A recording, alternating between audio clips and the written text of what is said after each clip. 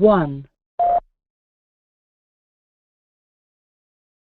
Be a bit specific as to where you in reference.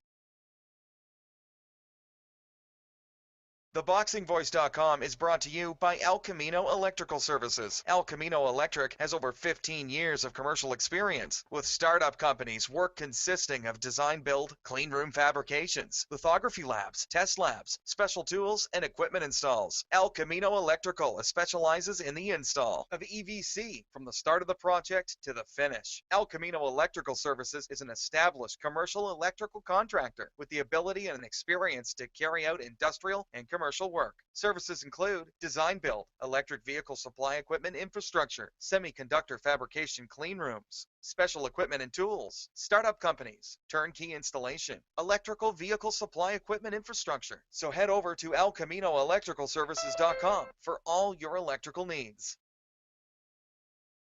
Boxingvoice.com. What broke him down? Was it just the body punches? I was hitting with body punches and I heard him actually he was crying in there.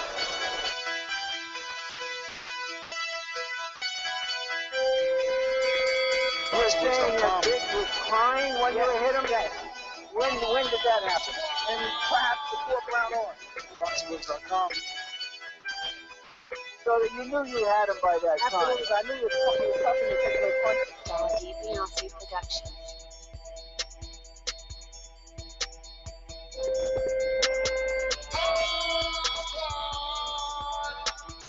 Making women gestures like, oh. Let's go, champ. It's the champ. It's the champ. With the fake champ. If it was out, my niggas go. Boxingvoice.com. I'm a team like he's a C-plus fighter. I'm a dominant dog-fish fighter. I'm talking about punishment. We're going to punish you for 12 rounds. Either the referee says you had enough, or you can say you had enough, or you can stay your ass there all night until you ain't had enough. I feel I'm the best in the sport, and to be the best, you got to beat the best. And all I did was beat opponents. I worked my way from the bottom to the top. I won a title by beating top competition and top fighters. This guy was the paper champion. Do you feel that you're the best super middleweight right now? 100%. Let's go, champ.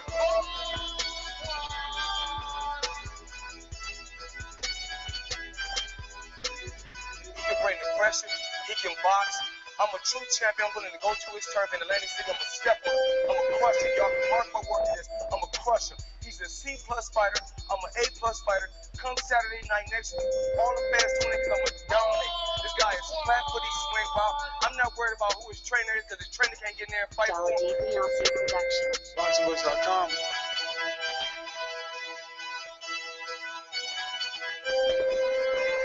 Boxingvoice.com.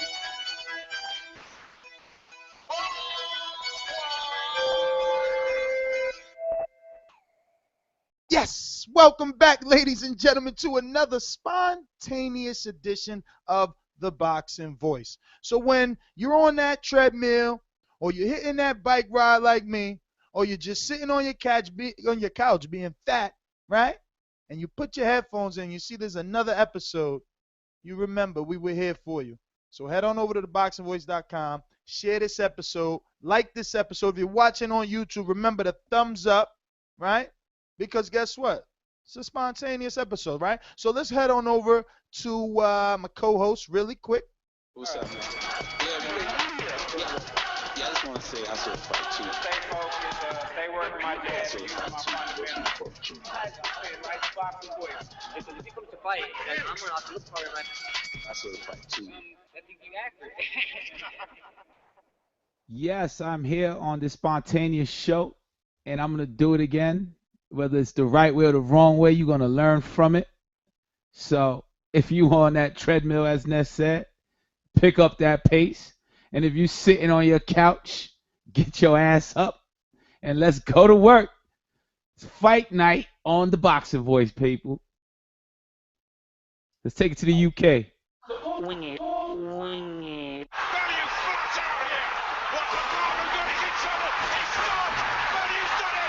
And a big shout out to Wingy as well. Real hardcore. I like Wingy. He's just the biggest boxing nut I've ever met. Came to London looking for static. Let's go, champ. Have a good day. Yes, people. Can't wait to get going on this show, spontaneous show. Manny Pacquiao. Pay Garcia, baby. Young, hungry fighter. Let's get into it. Manny Pacquiao back in action. I mean, it's a lot of rumors, right? Things have been slated. They said October. They're saying November 5th. The point is that the guy is back. Now, the big hoopla is that Danny Garcia turned down a $3 to $4 million offer to face the legend in the Pacman himself. So I just want to ask my co-host really quick, what was your initial reaction to the news of the alleged offer in which Mr. Garcia, Swift himself, turned down? Allegedly. Enrique, do you want to go first, brother? I'll let you go first. My first thought, I think we're always kind of harsh, so I think my first thought was not ducking, but, okay, he doesn't want to take a difficult fight. But as I've been listening to it, as time's been going on, I've been listening to his side, and to be honest, when I sort of saw Danny on the PBC card, and he's saying, young, hungry fighter, pay me, what did they offer him? Obviously, we don't know, because that hasn't come out yet. But my initial thought was, is this a swerve from a difficult fight? A swerve, huh? So Nah. you feel that Mr. Pacquiao, the Senate himself, or senator, what is he? What is he these days? I thought congressman, but Congressman himself is a difficult fight or far too much for the Swift man? If I'm being honest, I think it's a very difficult fight for Swift. But I actually rate Danny. I quite like him. I think we discussed it before. He gets the job done. He doesn't look flashy, but he gets the job done. But Pacquiao looked good against Bradley. I think he's faded, obviously. The skills have dulled a bit, but it's still Manny Pacquiao, man. Still Manny Pacquiao. I don't know, Casual. I don't know what you think about it, bro. my initial reaction was, damn, he turned down $2 million. But then I found out he made 1.5 against Rod Saka. What you And mean? $2 to $4 million was the turn down, right? They said 3 to 4. 3 to 4. Well, Manny Pacquiao's no Rod Saka. Robert Guerrero is no Rod Saka, and he made almost that amount of money, to 3 to 4. So Manny Pacquiao is a blockbuster star, and he needs a blockbuster name to do big numbers. So Danny Garcia is a blockbuster, and I think both of them should, get a fair share of that apple pie. Maybe Manny Pacquiao was offered a certain amount of money to come back, and that's what his business people want to make sure he gets. Listen, this is exactly why I say send them fucking donations and contributions this way, because over here we don't do any guessing, We go straight to the sources and find out. So I spoke to Team Garcia and also spoke to Arum. And we'll be giving you the Arum interview, obviously, because it's fire. But Team Garcia put it simply. We got $2 million for Rod Saka, $3 million for Matisse. If I have to say the rest, it's simple mathematics. For all these fucking, promoters and matchmakers that like Brooke and and Golovkin, then I don't even see why would anyone say that Danny's turning anything down when obviously every other fighter out here is in this for money. Charles Martin went to the UK and, sacrificed himself for 5.8, Brazil did the same, right? Vargas was willing to do the same, was he not? Yeah. I say it's kind of like you have to turn not your boxing fan head off, but you do have to look at it from a business perspective. Like I said, when you first asked me, my initial thought was, it's a swerve. But when you sit and think realistically, they want to get paid, and it has to be a realistic offer from their perspective. We might want to fight as fans, but if they've had a certain payment from other, go on, Ness. No. I'm just ready to react because my thing is, there's audio which I want to play where he says, "Look, we never turned down the offer." But what I'm gonna play from Bob Arum is, Bob always pulling the rabbit out the hat. You know what I mean? Like this guy, you gotta love him. So I don't even know where to go first. I guess we should just answer our own questions that we're posing to the public, and that would be 3 or 4 million, wingy, casual. Is that a fair amount for Danny Garcia to face Manny Pacquiao? Do you buy or sell that offer? In reality, Pacquiao's got to offer him a bit more, hasn't he? In all honesty, he's got to offer him a bit more. I mean, from our perspective, we see it as a lot of money, obviously. But as I said, taking away the boxing fan, I think Pacquiao's got to offer him a little bit more. Casual, since you're casual, before you answer, I'll do you one better and help you.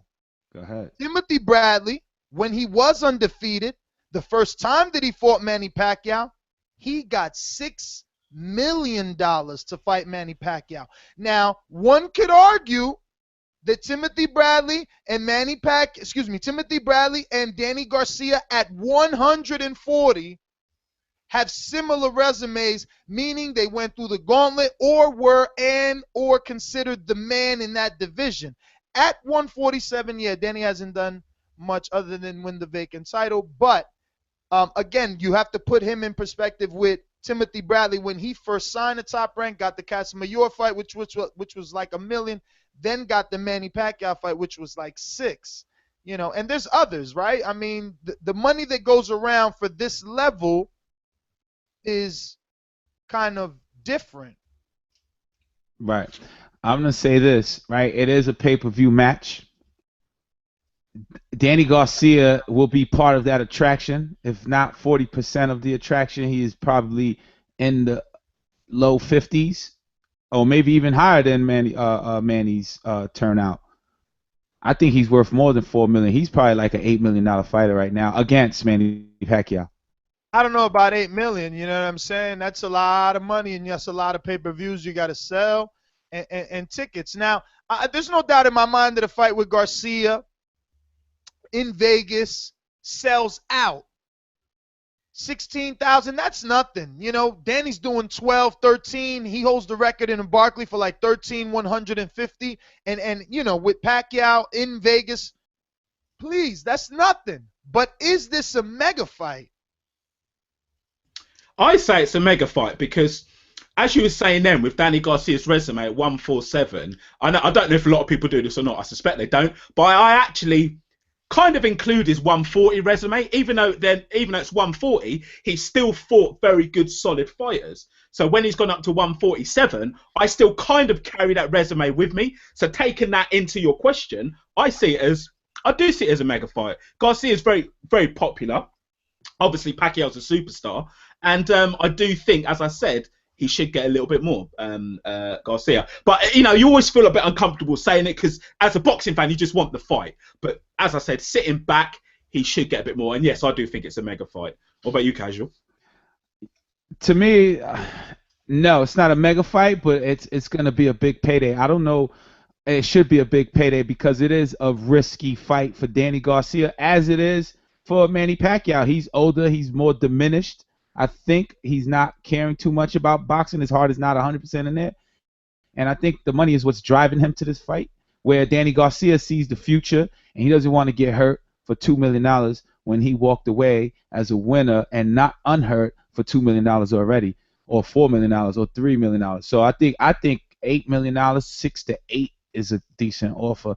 And I'm wrong. I'm just looking at it as a fan of what's fair and what the box office may draw on TV as well as the ring and the merchandise. That's interesting when you say that. Like, you don't see it as a mega fight because from my perspective over here in the UK, when I think of Danny Garcia, I think of him being pretty big status over there. So for you guys, I know that Thurman isn't he's big to the boxing fans, but not to the mainstream. But is Danny mainstream over there as far as a boxer can be? I believe Danny is bigger than Thurman because that's what I was thinking. I was gonna say same. Thurman and Porter are chasing Danny. That's who they want. he's been on mainstream television more too. Remember, he's been on that Mayweather undercard, a few of them, but the biggest one obviously with Canelo and Mayweather. That's a lot of eyeballs, But let's stick to these so we could open up these phone lines and get everyone's thoughts. So at that price, Wingy, $3 to $4 million, Garcia taking that. Is it still a mega fight, or do you understand him allegedly turning it down? Because it's like Danny, any fight with Pacman is a mega fight, so why turn it down, right? So I guess, can you argue that he should have took it even if it was at this price? Yeah, that's a good question, because it's, even if he takes it at a lower price, his stock value alone will go up, and as long as he puts in a good performance, his stock will go up after the fight. So in a way, you could say Danny should have been thinking of the long-term sort of like value this will do for his name. But then again, they're risking their own. Nobody knows what's going on with Floyd Mayweather. Is Mayweather waiting in the wings? Has he got offers from Mayweather? Does he want to risk that O? That's why it's hard to really say, to say 100%.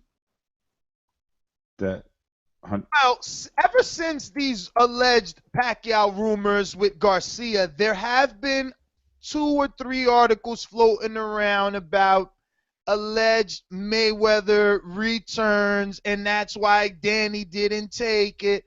Nothing official, but let's just get into some audio from the man himself.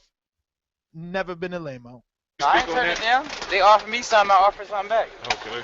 I never said no. Okay. I just say come back with a stronger offer. There also been rumors. You're not supposed to take the first offer they give you, right? True. Yeah. All right, now really quick, credit to Hoop Jab, and I want to ask you guys. He said, they offered me something, I offered something back. It's common practice in business not to take the first thing that they offer you. Is he cherry picking because he wants to negotiate, Wingy? Well, I just want to say one thing. It's interesting because I don't want to take the punch off what you've got coming with Arum, but I saw Arum say something with regards to what he's saying, so that's a bit interesting. With regards to him cherry picking, no, it is business practice. Of course it is. You get an offer, you go back and forth, but we don't know what the initial offer was. That's the thing, because obviously we're not in that situation. But no, I think he's right. You get an offer, you go back and forth, you see where you can get it. That's sensible business. So, I mean, it depends what he offered back or what he offered. Casual. I got a phone call. I need you to shoot this video with Rihanna, but all I'm giving you is $500. No, it's not gonna happen. I would counter that. All right. Okay. Right. So yeah. So I just thought of something as well as Wingy spoke. Maybe $3 to $4 million was their low end offer, hoping that he bites, and he knows that, as you guys said, common practice. Negotiation is what it's called. It's not called take it or leave it, right?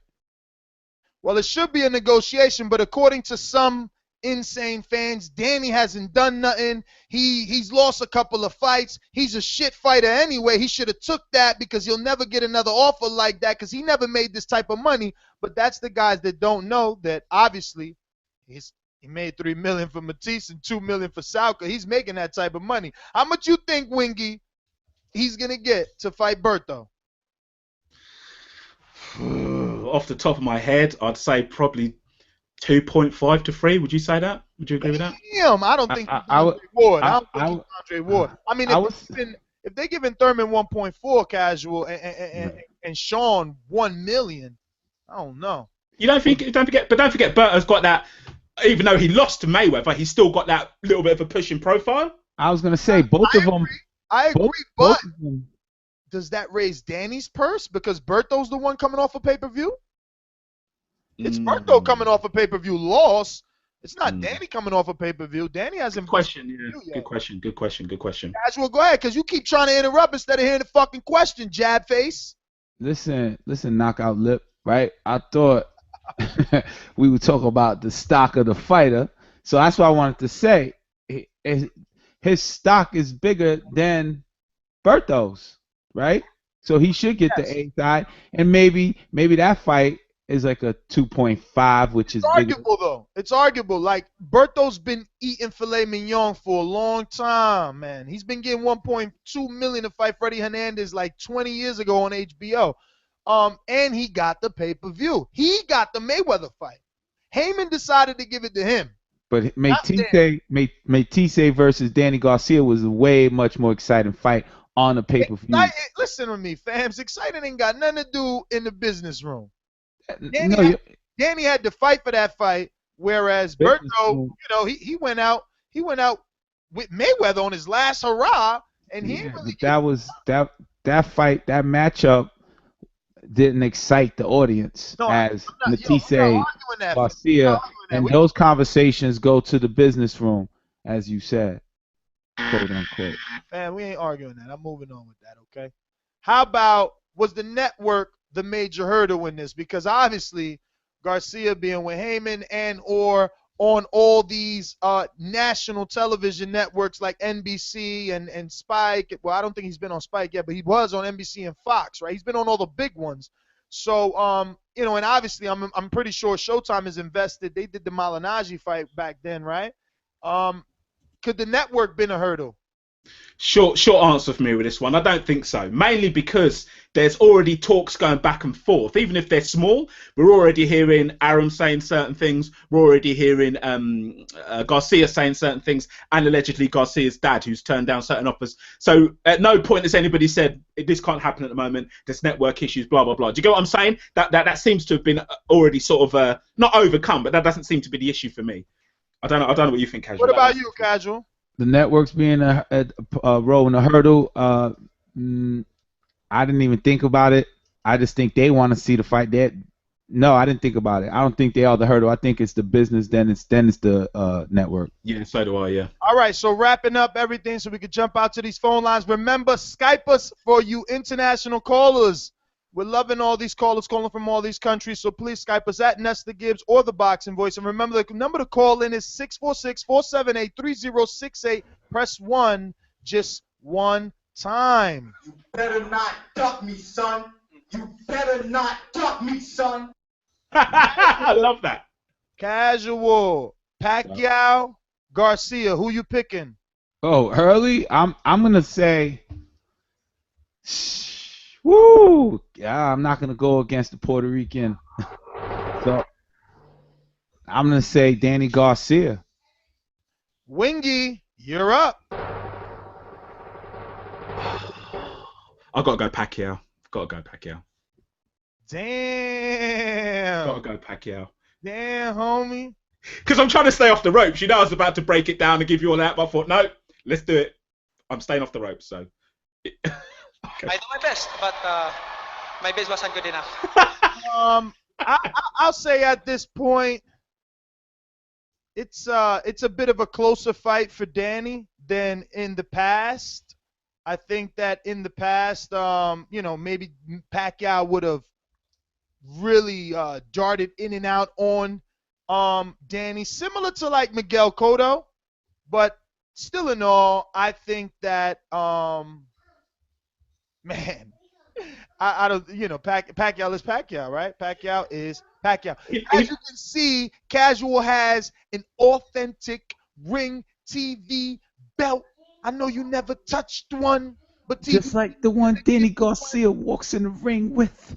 Just like the one Garcia had at 140 pounds. The only way to get it is on your favorite fucking podcast. So shit, can I enter? I don't know, Wingy. You may not be part of the raffle. Wingy, don't worry, Wingy, because this is gonna be proceeds to get you over here. We got to get Wingy up from over here. He's on he's part of the team now. So we will have details, but just start salivating at the fact that TBV brought you an authentic Ring Magazine belt, somewhere in the $2,500 range. Right? Give that a like. Give the video a like for that. Give it a like. Out loud. Because I see channels do giveaways, but they ain't never did shit like this. That's all I'm saying. And we got a lot more coming.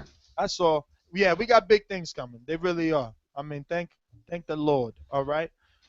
That being said, we're gonna open up these phone lines, but before we do that, we got a little bit of audio that we need to play because Manny Pacquiao said that talked about Danny Garcia.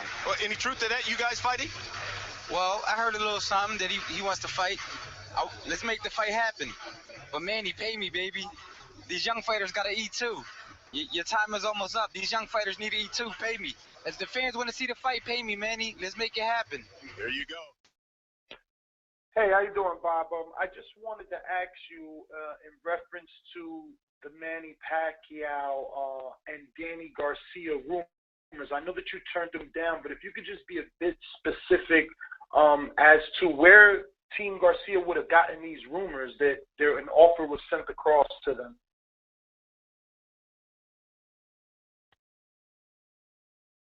Bob, you there? Yeah. Yeah, I just wanted to touch really quick on the fact that you did an article already with USA Today and numerous other websites stating that you never spoke with Danny Garcia in terms of the Manny Pacquiao fight. I just wanted to know, would you happen to know where would they get that from? Where would they pull that out of? I really don't know. I will go even further. I have never talked to either Danny Garcia or his father at any time in my life. Okay. Never talked to them about anything. Now, let's just go for hypothetical reasons and to entertain, I guess, the listeners, right? With this hypothetical $3 to $4 million offer, do you consider that a just offer? Had that been something I'm not going to discuss as something that nobody made, nobody offered, nobody said anything about, nobody knows nothing about. You can't do that. That's an unfair question. Somebody says, I've been offered $3 to $4 million. I didn't think it was enough. Well, fuck it. Okay. That's fine. But nobody offered it. And I'm not going to comment on an offer that never was made or even contemplated. It's ridiculous. So now, Bob, in the past, I remember in 2014, Danny's name was mentioned with Pacquiao. Have things changed just because of these? I don't know who mentioned Danny's name with Pacquiao. Danny's a very good welterweight.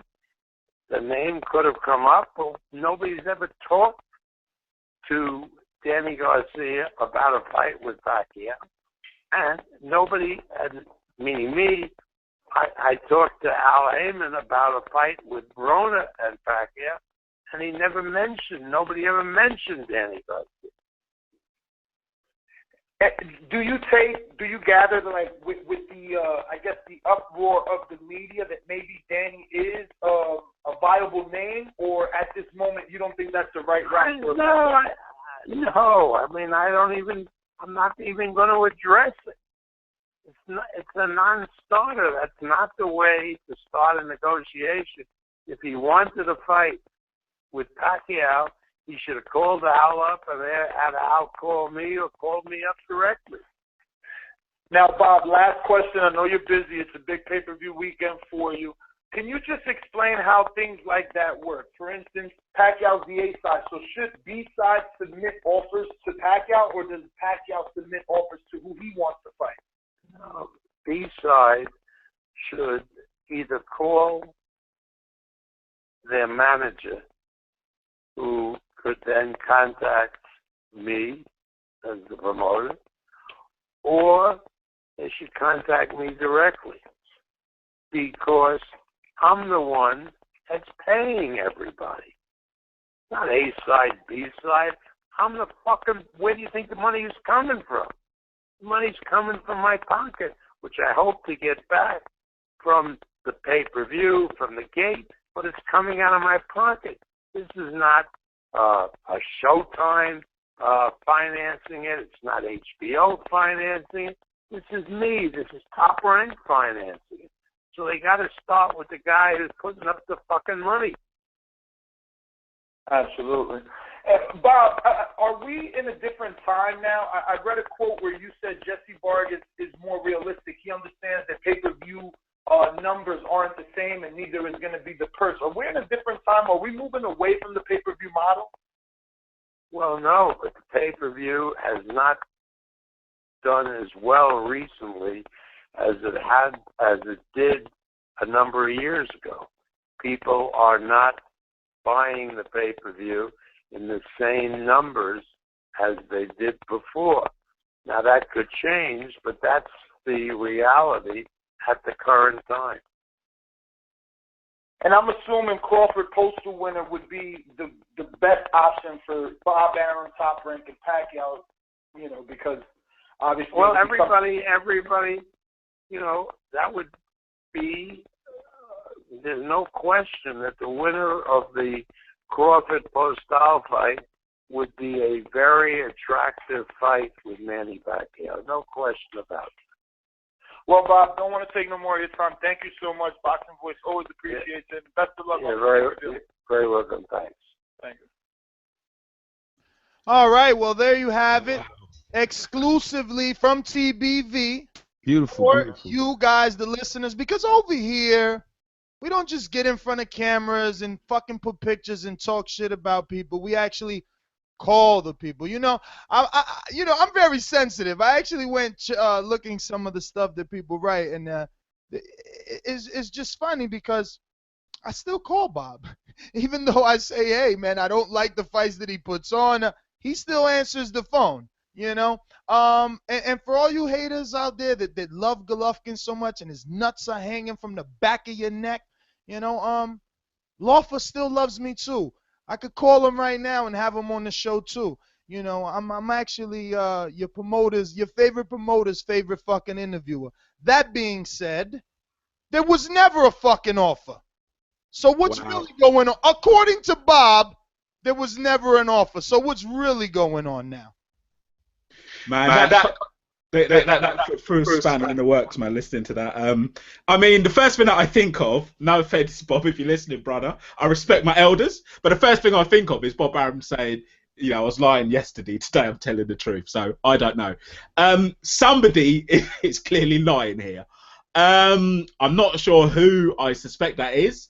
I just feel that, because I've also heard that Danny Garcia's father said he spoke to them, so that's two that are confirming that they've got an offer. But I don't know. I really can't decide. And listening to that then, he sounded pretty resolute to the point if he was actually getting angry at points that no offer was received. I don't know, man. Casual, who's telling the truth, bro? You tell me, man. I can't tell who was telling the truth, but I wanted to ask Nestor immediately, did you believe him? And another thing that I was picking up was like he did not want to mention name or negotiation or business when you said Garcia. When you went into A side, B side, you know, he kind of let it out the bag. Yeah, he didn't want to discuss numbers, did he? No. B side makes the call if he wants to fight.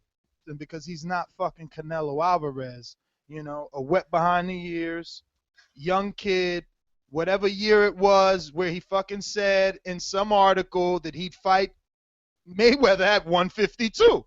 So if Bob gets on my interview and says, well, you know, Ness, $3-4 million, that's a great offer. Then, well, right then and there, Danny and Heyman know not even to call because they know that he thinks that was good. But, you know, he's not going to put his fucking, he's not going to put his cards on the table either. So he's like, that's not the way it happens. They want to fight, send an offer, right? So that's exactly why I did the follow-up question, because Lawfer kind of said the same thing. You want to fight, send an offer. But we've always seen it differently. We've always seen the A side choose the B side.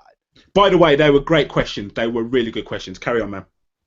Yeah, no, man. I mean, we're pretty much done. We asked ours. We gave you the info. It is up to you to decide how to receive that information and then compute it and spit it back out on these airwaves and let us know what you think. 646-478-3068.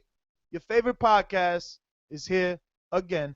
International callers, Nestor Gibbs on Skype or the Boxing Voice. Hey, day one, we just accepted you. We're going to go out to Skype right now because we got Alex. Alex, where you calling in from again? Yo, I'm Australia, calling right? Sydney. Yeah, Yes, Sydney, right. Australia. So how you doing, What's going on, brother? guys? What do you think of all that information? Alex was privy to have some behind-the-scenes green room time with us, so start hating on the kid. Yeah, it was pretty good, actually. What do I think about all this, man? Well, for a start, I think the offer's a little bit short, but you got to think about the perks that come with fighting Pacquiao. I mean, Pacquiao doesn't necessarily gain anything from beating Garcia. I mean, let's face it, he's probably expected to beat Garcia. But in saying that as well, Garcia has a lot to gain from beating. If he beats Pacquiao, he becomes a household name. Like, if anyone beats Pacquiao, they become a household name. So in theory, they can make a lot more. Now, obviously, I'm picking Pacquiao to just wipe Danny Garcia clean. Let's face it, for real, Lamont Peterson beat him. I think at least Lamont Peterson beat him. So if Lamont can beat him, what do you think Pacquiao's going to do to him, really? And that's basically what I think. And I agree with you. That's what I said at the start, bro. I agree, because basically, if in a way, Danny's got to not think past the money, but think of the long-term gains. As I said at the beginning, that will come from the Pacquiao fight. The money might not be what he wants right now, but coming off of that fight, even if he gets in a good performance, he can increase his demands financially afterwards. Do you know what I mean? Listen, Sydney, actually is James, right? No, Alex. Alex, really quick, I want your initial reaction, and obviously you already answered the fact that you feel it was enough money because it's Pacquiao. Do you think it's a mega fight? And hearing that information, I guess the hurdle question of the network is out of the question, right? But what are your give us your answers on our initial questions. So what was the initial question? Well, your initial reaction when you first heard Pacquiao Garcia. It's a good fight. I mean, it's a good fight for both of them, I guess. I mean, I think it's an easy fight for Pacquiao. It's easy money, and it's a win-win situation for Garcia. He loses, he lost to Pacquiao. It doesn't really count, It's the whole Mayweather syndrome all over again kind of thing. And if he wins, he becomes a household name. So yeah, that's about it. Who would you pick? Pacquiao, easy. If not a late stoppage, I think an easy decision, easily. Well, all right, brother. Thank you for calling in. I'm going to get to some other callers here. We got everybody's favorite caller, right? Because it ain't no show without Info Joe. What's going on, Joe? Hey, what up, Ness? What up, Wingy? What up, Casual? How y'all doing tonight, man? Hey, yo, Joe, what's up, man? Hey, first of all, give me my crow, man, for the Sammy Vasquez Diaz fight, man.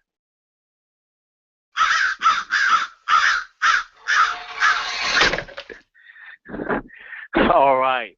My first initial thought was Danny should have took the money, man. Because like you guys said, that's why I'm hoping Thurman, I'm glad he stepped up and said he'll take the money. I don't know if he'll take that exact money, but if you beat Pacquiao, you can write your own ticket afterwards, man. You be a household name, like Wingy said, man. I would take the low money, and the next time the offer come around, you'll be the man. That's like future Hall of Famer right there you fighting, man. Should have took the money. I agree. And almost, I don't kind of like giving fighters like credit if they lose, but it does apply in this sense. If Garcia does lose in this fight, which I think he probably would, as long as he puts up a pretty good showing, he's still coming off a fight with Manny Pacquiao. And whether it's a loss or not, it will raise him, even if it's by a little bit, it will raise his stock. Joe, do you agree with that? 100%, man. 100%. Yeah. No, but knowing what you know now, hearing all the audio and the interview, what's your thoughts? I mean, it's a little bit like odd. Yeah, it is. Well, after hearing the interview on both sides, I don't know who somebody's lying, man. I don't know, man. It sounds pretty fishy. Like you said, Wingy, Arum got a little agitated about you even asking him the question as if it never even pondered in his mind before. So that is a trip, man. And I don't know, Garcia, we ain't known him just to outright lie like that, So I don't know, man. As I said, all I can think of, if I think it did happen. I think they did offer him the money. Yeah. All I can think of. I agree with Garcia. Huh? All right, so thanks for calling. Go ahead, Wingy. Sorry, brother. No, I was just going to say, all I can think of is if a man said that yesterday I was lying, today I'm telling the truth. I have to apply that when I'm thinking who's telling the truth. Yeah, man. I mean, look, Bob's a promoter, right? And again, I don't think he's going to show his hand. Call me now. 646-478-3068. We got a producer, baby. Larry from San Francisco, talk to us. I want your initial reaction when you first heard Pacquiao Garcia. What's up, fellas? Initially, I thought Danny was either crazy or had something else up his sleeve because that's a fight he should have took. For $2 million, And $3 million. And now, after hearing all the information,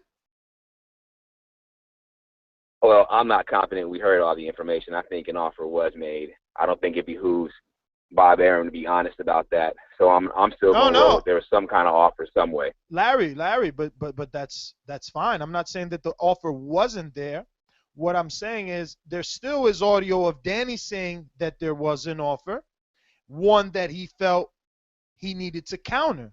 So my thing is, everyone is like, oh, this guy's shit. He turned down the offer. He turned down a fight. This is his biggest fight. What is your thoughts now after hearing Garcia speak out? I think it's definitely wise to counter. You know, in my business, I do it all the time, so I get it. And it's nowhere near the dollar figures that they deal with. But I'll still say this. After the counter was rejected, if I'm Garcia, I might have ran back and got that $4 million. Even knowing that Bradley at that time got $6 million? I think a couple things. One, Manny was was hotter back then, so the pay-per-view revenue was probably more. I can't say that for sure, but that's my recollection. I do have Bradley. No, I got him and Danny probably about the same. Danny might even be a slightly bigger draw. I think $6 million is somewhat reasonable, but for a fight with Pacquiao, which to Danny, he should think that's a winnable fight.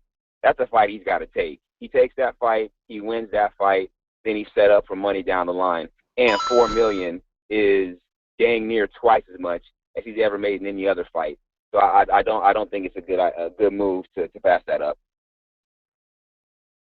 Well, Larry, if this fight happens, who you picking? So Pacquiao, unanimous decision. Too fast for Danny. Danny, I'm not saying he's not good, but I don't think he'd know what to do with them 5 and 6 and 7 punch combinations coming his way. Pacquiao. Would the network ever be an issue in your opinion? With the network? Yep. Oh, the Heyman and Arum situation. I mean, yeah. Well, HBO in general, right now. Say that again. I mean, HBO in general, right? HBO in general. Well, if they do it on pay-per-view, that takes care of that. That's how HBO is handling their problems now. Put everything on pay-per-view so they don't got to come out their budget. Well, all right, Larry. Ness, let me ask you a question, Ness. Was there any word what Manny Pacquiao is going to be making his next fight? No, but in interviews, Danny obviously was like, yo, he's going to make 30, but, you know, look, you don't count anybody's pockets, and he didn't say that. I'm taking it out of context. Someone said to him, like, yo, he's going to make 30, and Danny's like, yo, I don't count his pockets. You know, I don't care what he's going to make. That being said, right, I'm getting messages, then people are like, yo, you sure about the Sauka? Listen, yo, you guys know it. Look, Larry sounds very business. People say one thing, but they get another, right? Casual, like, do you always tell everybody how much you making? No. Okay. You know? People think because he's doing good, he's doing something different. It's not any different for fighters. It's not like, you know, when Vic was on here, he used to give us that type of information all day for Golovkin opponents, you know, how HBO would report a certain amount, but they would be receiving more on the back end, you know. I mean, there's been rumors of things like that all the time for half of these dudes that have 5 and 6 kids. Like, yo, don't act like money ain't getting hidden around here, man. This is boxing is no different than any other business. If you think everybody's out here playing fair, what the fuck you just heard? I mean, Bob Arum said that no offer was made, and you got 2 other people saying an offer was made, and the rest of the world believing that an offer was made. So who do you believe? This is the world that we live in, man. I mean, again, All I can do is tell you what I'm being told. I'm going to the sources. If they're going to lie to me and you want to choose not to believe that, hey, man. Nez, what's your initial thoughts, though? My initial thoughts when I heard who's lying. Oh, I mean, if they say there was an offer, there was an offer. Okay, cool. Yeah, we've all watched boxing for a long time now, and I don't know.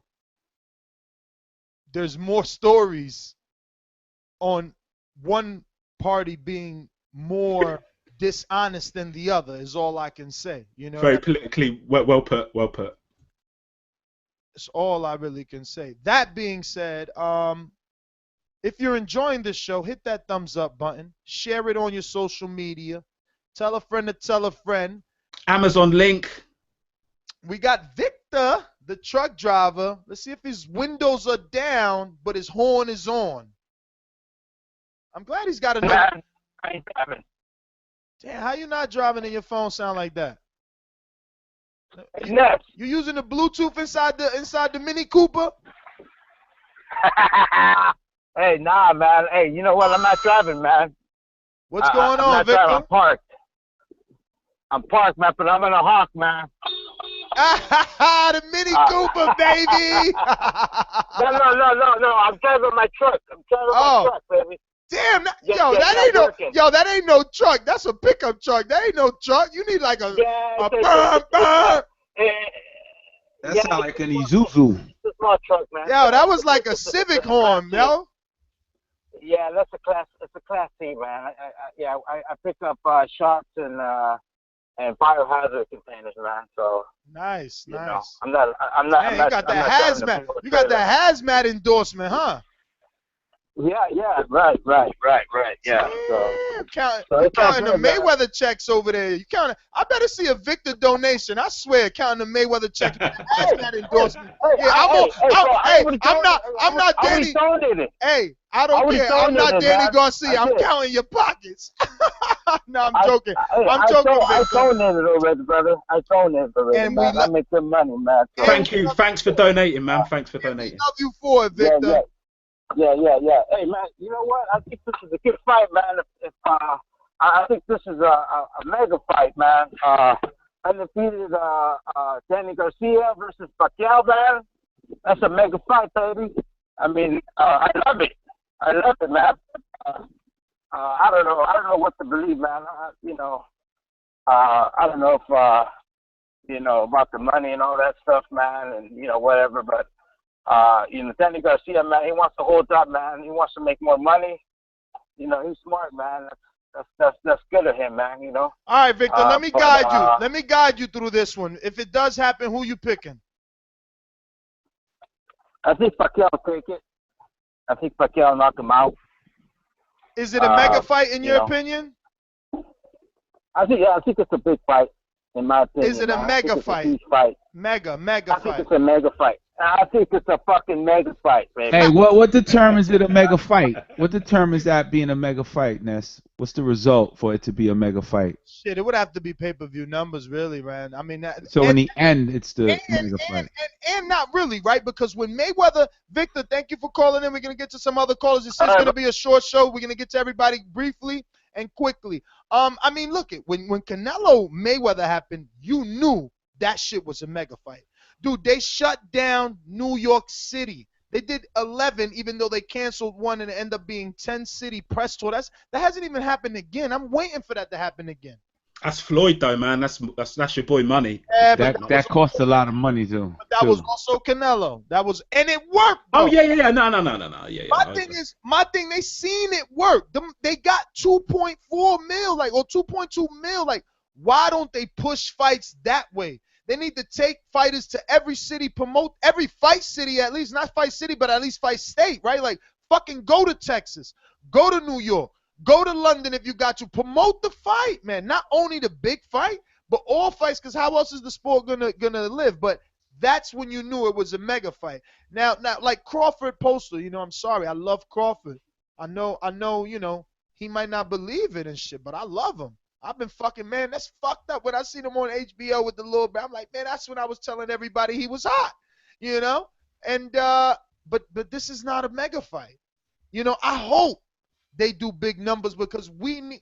Look, this is my life. I love to talk boxing, so I would love for him to do $1 million. We're gonna do an episode just on Crawford doing $1 million, saying he's a fucking star. Star is born. Good, and that positivity, we need that. But it's a difficult. I know we're going to talk about this on another show, but I mean, from my perspective, I don't know how well that's going to do. I don't think. Oh, I want it to do well because of the fight. Like what? Off topic. I know I did. Okay. And I sucked you in. You looked at me like when Medusa got her fucking snake out, and I turned you to stone. You can't let me suck you into another topic. We're gonna keep it moving here. We're gonna go to Santiago. Talk to us, Santiago. Hey, not much, dude. Just listening in, enjoying the spontaneous show today. I mean, we've got ourselves a hell of a week this week, Thursday, Friday, and Saturday of boxing. So let's just go down the line really quickly. My initial reaction was I didn't take it seriously. Honestly, I didn't take it seriously. Pacquiao had already been retired. I figured it was all posturing, but hearing what I'm hearing, if Garcia did turn down the initial offer, then I'm like, okay, I can understand why he would counter offer. Don't think you get, but at the same time, that was probably the best deal you were going to get. Kind of shot yourself in the foot at the same time, but you know, it's a gamble when you do that, so it is what it is. Well, who would I favor in this matchup? Honestly, I'd probably have to go with Pacquiao because given how he looked against Lamont Peterson, I find it hard to think that, you know, Pacquiao would have any trouble with Garcia personally. I mean, he has improved a little, but not enough for me to think, oh, you know, it's gonna be a fight. You know, you're gonna see Garcia do what Marcus did to Pacquiao or all that shit because he's got a good left hook, but Pacquiao's no slouch with his footwork either. All right, Santiago. So is it a mega fight in your opinion? I wouldn't necessarily call it a mega fight, but it would be a big fight to watch. I would sit down and watch this fight. That fight's in theaters, I'm going to catch it in theaters. That fight's on pay-per-view, I'm going to catch it in pay-per-view. It's a fight to me that I wouldn't miss. And who you pick? And also, I'm sorry, what were you saying? Who would you pick? Oh, I already told you, dude. I would pick Pacquiao. Oh, shit, I was trying to see if you say Danny. Let me ask Santiago a question. That's a lot of Pacquiaos, right? I think it was only like one Danny, which was me. Oh, that was you, right? Yeah. Nah, but check this out, right, Santiago. If you heard that Danny is turning down the $3 to $4 million, but then you hear Arum saying he made no offers at all, and then what are your thoughts? You did hear the Arum call, right? Oh yeah, no. I've been listening in since, you know, the show started. So I heard the interview, and like I said, dude, initially I didn't necessarily take this. I didn't take this seriously. As far as I was concerned, this was just pure posturing, you know, just to, you know, throw the name around and all that. Like Mayweather kept saying fighters used to do with them. I figured, okay, you know, let's just put that in there, see what kind of headlines we can get out of it. So if Aaron said that he didn't, you know, throw an offer out there, then I don't know whether or not he did or not. You know, like Wingy once said, Aaron once said, yesterday I lied, today I'm telling the truth. So it's kind of hard. It's kind of hard to know because they're gonna say what they need to say, not what we want to hear. Very good call, Santiago. Let me get on down the line. Thank you for calling in. That was good. That was very good. Yes, sir. Yes, sir. It was. Let me get out to Skype. We got Randall from Tampa. Randall, what's going on, brother? Hey, fellas, how y'all doing? Can you hear me? Loud and clear. Super clear. Crispy, brother. Hey, real quick, before I get into the topic, I just want to officially welcome Wayne Chung, student, to the show. You know, I've been a long time listener of your podcast. I remember when you left YouTube and came back. So, appreciate that. Thank you, man. Appreciate that. I was a little upset last time I called about the Kell Brook and GGG fight. I didn't want you to take it personal, you know what I'm saying? It had nothing to do with you guys. But sticking to the topic, you know what I'm saying? I'm waiting for Kim Kardashian to release that tape of Danny. Come on. Speak into the mic, Randall. Supposed to be a freaking alumni. Hello? Yeah, speak into the mic, because we lost you heavy. Yeah, I was saying I'm waiting for Kim Kardashian to release the tape of Al and Bob on the phone talking about the Danny offer. Yeah, I want to see that too. Hey, We don't get that, but go ahead. but I think Danny should have took the fight at the end of the day. Like you said, sometimes you gotta invest into yourself. You gotta believe into yourself. $4 million ain't shit compared to what the potential is. If you really think you can win that fight, you gotta do what you gotta do. You know what I'm saying? We always talk about business, but the young lion gonna get they gonna get screwed over in the deal when they going against a megastar. It happened to Mayweather. Mayweather did it to Canelo.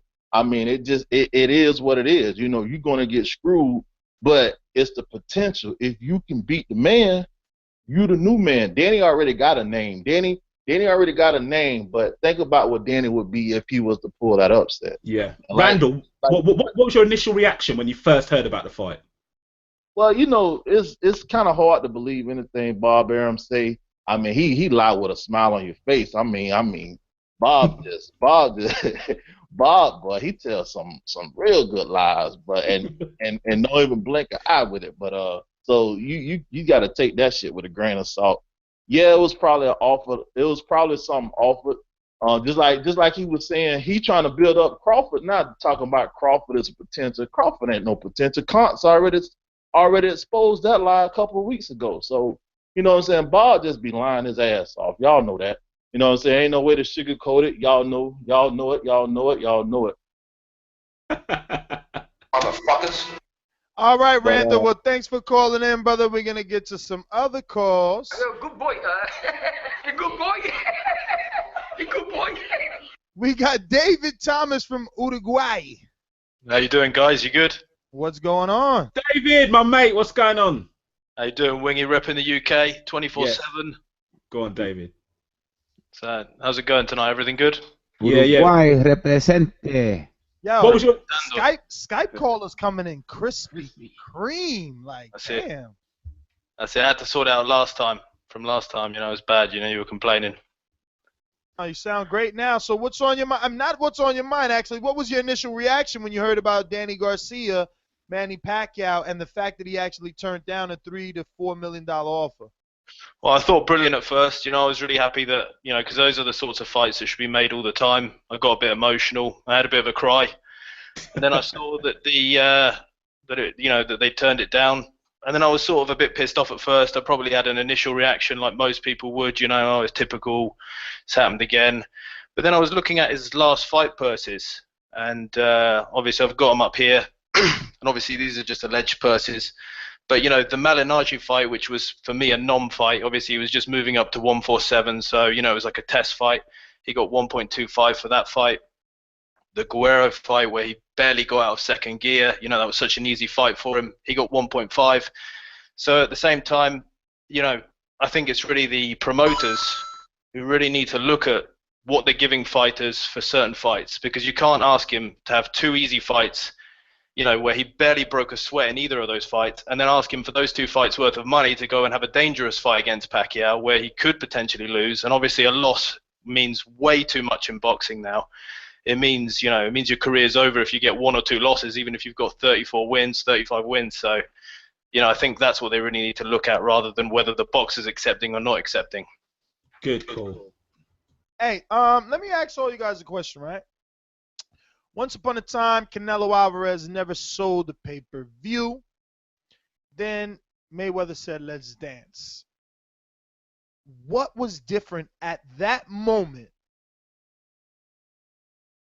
between Canelo and Danny now, right? And I'm just asking out of sheer curiosity. This is not a hypothetical. I mean, it is hypothetical, but this is not like me trying to sandbag anybody. Like, because at that time, Canelo hadn't done any pay-per-view. He hadn't really had any career-defining fight except for the Austin Trout. So, like, if you want to, I mean, you know, Danny had plenty of Austin Trouts on his resume. So, like, in my opinion, again, Canelo, when he fought Mayweather, his only struggle was the weight.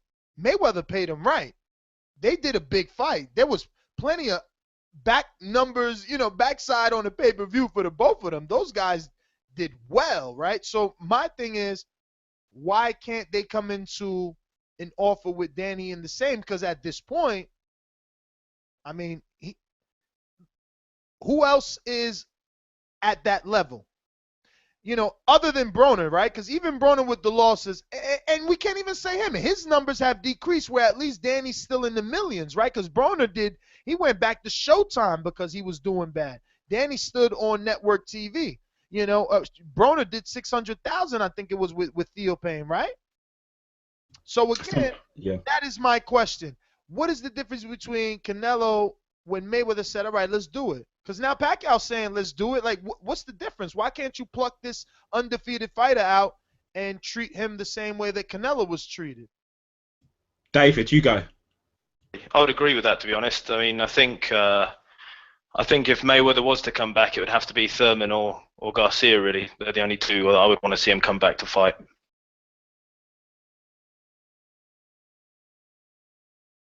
Okay, but that wasn't really the question. But well, cool. That's cool. Well, I mean, also you got to remember Canelo's got Mexico behind him, so obviously Mexican fans are great fans. True. But does that matter in terms of pay-per-view? Does it count dollar for dollar? Does anybody know? Well, it probably does in advertising. I mean, because you've got all of Mexico tuning in for that fight. I guess. I mean, I'm not an expert in that field, but I would guess that was the case. Makes sense. He does have that country behind him, yeah. And Danny hasn't been able to capitalize on that Puerto Rico the way that he would like. Listen, let me get to some other callers. David, thank you for calling. Thanks for having me in, guys. See you later, David, mate. Thank you. Did you make your pick? Your initial pick, obviously. You're not stuck on this one, but no, I can't. I don't even know, to be honest, because you don't know what Pacquiao's going to turn up anymore. You don't know what Pacquiao's going to turn up. The days of killing Hatton in 2 rounds have gone. Okay. So I don't know who's going to turn up, but yeah, I don't know. I'm going to sit on the fence. How are you going to sit? Listen, you got to go based off of what you've been seeing, and then you get to change your pick after the 24/7 starts, and you see him training. But off of what you've been seeing, Well, I'm gonna go for my own continent. Well, it's not technically my continent, but I'm gonna go with Garcia just to be controversial, just to throw it out there. See if he steps it up. Maybe he steps it up. You don't know, because the thing is, you never know. He could step it up and be a world beater, or he could go in and fall short. So it's a difficult one. All right. Well, thank you again, David. Thanks for calling in. All the way from Uruguay. Love it. We got the Santiago. Oh shit, Suleiman. Yes, finally. Suleiman, what's up, baby? Damn. Good evening. Are you hearing me loud and clear? Yeah. Can you turn the radio off in the back? Okay, Ness, check this out, man. I mean, I think that offer that was made to Danny Garcia, DSG, that was disrespectful. It was a disrespectful move to offer a man $4 million, a man that's the pound for pound, best 147 pounder in the division. He could make right now $10 million fighting Errol Spence. I mean, if he went in the ring now with Errol Spence, he'd make $10 million. That's how popular he is. He could fight Keith Thurman at unification bout and make that money. Did you say $10 million with Errol Spence? Not for nothing. Manny Pacquiao's washed up. He retired. He saw that he's washed up. Bob Arum, like everything, he's hyping everything up. He knows the guy came and beat Jesse Vargas. That's why he wants to test him out with Danny Garcia and cash in on it. Gave Danny Garcia a low purse because the guy was, he fought Floyd Mayweather for a couple of people, but he's faded. And if he goes in the ring with Danny Garcia and gives him a throw offer, which I doubt it, because HBO's hurting, Bob Arum's hurting right now, he's gonna get beaten so bad like a Paulie Malignaggi and get knocked out even worse than Paulie. Danny's right now in his prime. Danny could knock out go in the ring with any 147 pounder, okay, and do good. They mentioned the Lamar Peterson fight. Lamar Peterson ran like a girl all night. If Lamar Peterson would have stepped toe to toe with him, he would have got knocked out. That man will knock out any 147 pounder right now. Okay, the only guy that probably hold his own with him is Errol Spence and maybe Jesse Vargas. Everybody stay away from Jesse What about Thurman? Everybody staying away from Jesse Vargas.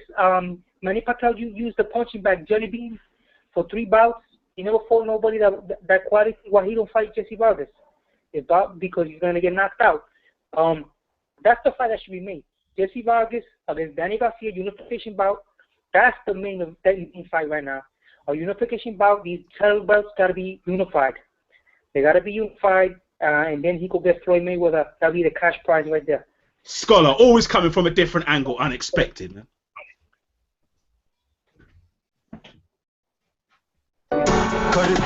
Cut it. I gotta disagree about that 10 mil. 10 mil for Errol Spence. Yeah, 10 mil to fight Errol Spence. That's a lot of money. But I love the Scholar. Suleiman, great call, man. I know Danny would be proud. So in that fashion.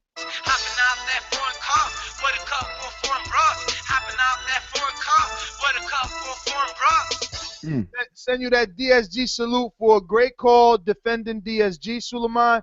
Stop making us wait like that, man. You call us back, man, and get out them hallways with all that background music. Killing it, OJ. Joe from Indiana, TBV WBC champ. You in the gym? I'm finishing up paperwork. I'm going in about another half hour, man. Damn, late night gymmer. Joe, you know we got the Ring TV, the Ring magazine belt. Joe, you seen it? Yeah, man. I'm like, damn, that belt's dope. Are y'all giving that out at the next party? The next appreciation night? Nah, we got something else planned for y'all. Don't worry about it. Hey, I may have to unify the titles, man. I mean, what's going on? Yo, I fucking love it. Yo. That was good. Joey, you're the best, Hey, man. Oh, man. Hey, no, shout out to Suleiman because I hit him up on Twitter. I'm glad he called, man. I was like, hey, dude, we miss you in the box. I know. I wanted to talk to him. He come on, made his point, and then went. That was it. He's like Batman. Suleiman's the real deal, man. I know, man. I don't know where he been at. Ask them questions, man. Pacquiao Garcia, your first reaction, Joey. How did you feel when you first heard it? What went through your mind, man? Hey, Ness should know this already because I always blow him up when something like this go down. I hit up Ness and I was like, Ness, you think this could happen? And Ness, I think you replied back and was like, nah, man, this ain't gonna happen. But when I first heard that Danny was that Broner went out of it, that he ruled himself out, and I was real excited, man. I'm like, this is a mega. To me, it's a mega fight. But then when he came on and people were saying now that after hearing Bob and saying that he didn't do it, it's like you got to pick sides, man. But I honestly hope this would have happened, but it's not looking like it's gonna happen, man. I would definitely ahead, like this. Like I can't wait to get a good 24/7 with Angel, and I know Freddie and Angel. That'd be great, yeah. That combination is gonna happen. It's gonna happen. I mean, you know, lately we've been getting a more like calm Angel. So I don't know, and the fact that that Freddie is not like in the best of health, maybe Angel doesn't even take it there. But yeah, I would like to see a little 24/7 and the fight. I don't know, man. If Danny could time him, maybe it's exciting. Can I explain real quick, Ness, my view on just a little support for Danny's point of view, real quick? I'll be real quick with it. Nah, go my for it. My thing is this: if it is $3 million that they offer him, Danny Garcia is the WBC 147 champ. So he's probably thinking like, look, Top Rank has struggled bad with Manny's last pay-per-views. What they hit, not even 300, 400,000. So he already knows they're hurting for pay-per-view sales. They're probably hurting on tickets. So Danny's like, just like he said, why should I jump on their first offer? They're the ones that are hurting on it. And if this week coming up, if Crawford Postal goes bad on pay-per-view, that's going to make Bob even hurting even more. So, to me, honestly, Danny's in the driver's seat because if Manny comes in November, he's fighting the week before the War Kovalev. That pay-per-view may bomb, too, the Manny Pacquiao pay-per-view. So, Danny just needs to sit back and be patient, and the money will come because I know Bob can't keep taking losses like this, man. I mean, he's taking major losses. And if he wants a pay-per-view to sell, I think out of all them, besides my boy Keith Thurman, I think Danny can and Manny can do real big numbers. Maybe 500,000, maybe even more. On this depends on how the fans see it. But damn, I think 500, that's low. That's crazy we've got to bring go ahead. ourselves to like this new era where like a million is a phenomenon now. Like that's the thing of the past. Cause you're saying 500. Yeah. Damn, I would think Danny is like with Pacquiao. Like, fuck. If you can't bust a I'm mill. going off of the numbers. I'm going off of the numbers from basically last September with Mayweather Berto. Basically, I'm kind of like estimating off the pay-per-views that we haven't seen. No. But come on, bro. Mayweather Berto ain't Pacquiao. Danny, like nobody was giving Berto a shot. That's why. Like, I mean, you think it's gonna be that one-sided in the betting lines with Danny? No way. No. Actually, I picked Danny to win that fight. Well, there you go. But I just don't. Berto had no shot. That's why everybody was like, "What the hell, Berto?" No, but listen though, it's like Ward and Kovalev is the week after. Like fights. Like most of us in this chat, most of us that call in, we're hardworking people, bro. We can't keep, and that's right around Thanksgiving. You got Christmas coming up. You mean to tell me we're gonna have to fork out $70? That's a good point. Yeah, that's a good point. That's gonna be hard. Yo, not to be mention really hard. the Golovkin one, the Canelo one, this I mean, Crawford one. That's crazy. You're right. I Hey, ain't Ness, think of it like that. we're gonna be getting a lot of disconnect notices in December, bro, on our cable bills. I'll tell you that because. I told my friend, he said, yo, you watching Crawford? I said, you coming over? I said, yo, y'all better come over and go half on it. Fuck. Yeah, but hey, no, Ness, is there any more questions on that? You asked who I would pick. I picked. Is it a mega fight? Is it a mega fight? Yes, it's a mega fight, and you're probably gonna hang up on me after I say this, but I think it's a bigger fight than Ward Kovalev, man. That's my opinion. I agree with you. I think it's a I'd bigger say fight. so. I'd say so. I would say that. No argument for me, cause like Ward Kovalev to me, it ain't no attraction. It's like yo, that's what I want because I'm a hardcore, but it's not an attraction. Right. That's a hardcore debate.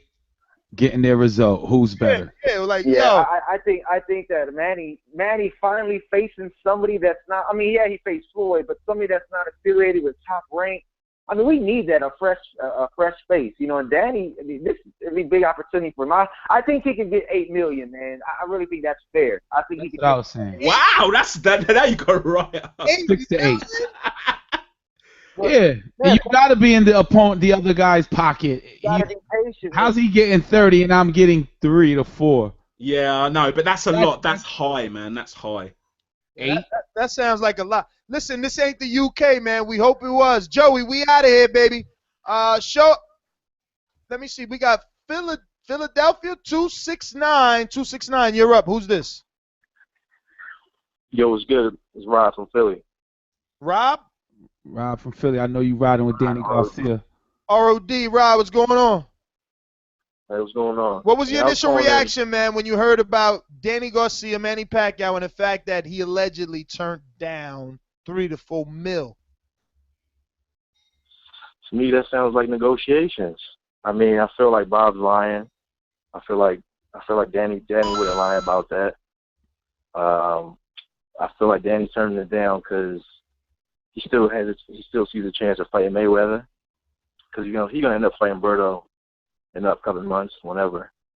I thought the same too, and I was thinking maybe he's getting the quick 2.5 to fight Berto or something like that. It's my thoughts. That's what I'm saying though. I feel like that's the easier route to protect that record, and then maybe still get Mayweather. You know what I'm saying? Because they still talking about Danny and Mayweather. So. Yeah, but he's throwing around a September return though. Like, I mean, he ain't gonna be. It's too much stuff in September, so it's gonna have to be a free fight. Well, who you talking about? Danny or Floyd? I'm talking about Danny because he's already said like he's like, you guys will see I got something in the works. I'm coming back in September. Yeah, but he's not a pay-per-view fighter, so why would we think it's a paid fight? Because September is Floyd's date, and if he's the legend Floyd, right? Well, if Floyd comes back, I think everybody's gonna want to see that. Though, what month we in? It's July. July. Well, August and. Nah, hell no. Floyd ain't coming back with no 60 days. Danny fighting on TV somewhere. But yeah, I still Showtime feel like HD. Bob was lying. I think they did offer them that much. You know, I don't see no reason for Danny to lie about it. I mean, it's $4 million, but then you also get the pay-per-view shares. But I still think that's a low ball offer. Well, all right, brother. Thanks for calling in, Rod. We're gonna move down. Actually, did you give your pick? Yeah, I was gonna ask. That's what I was just about to ask. Yeah, because you're from Philly. Your preliminary pick. You know what? I still think Manny would beat him.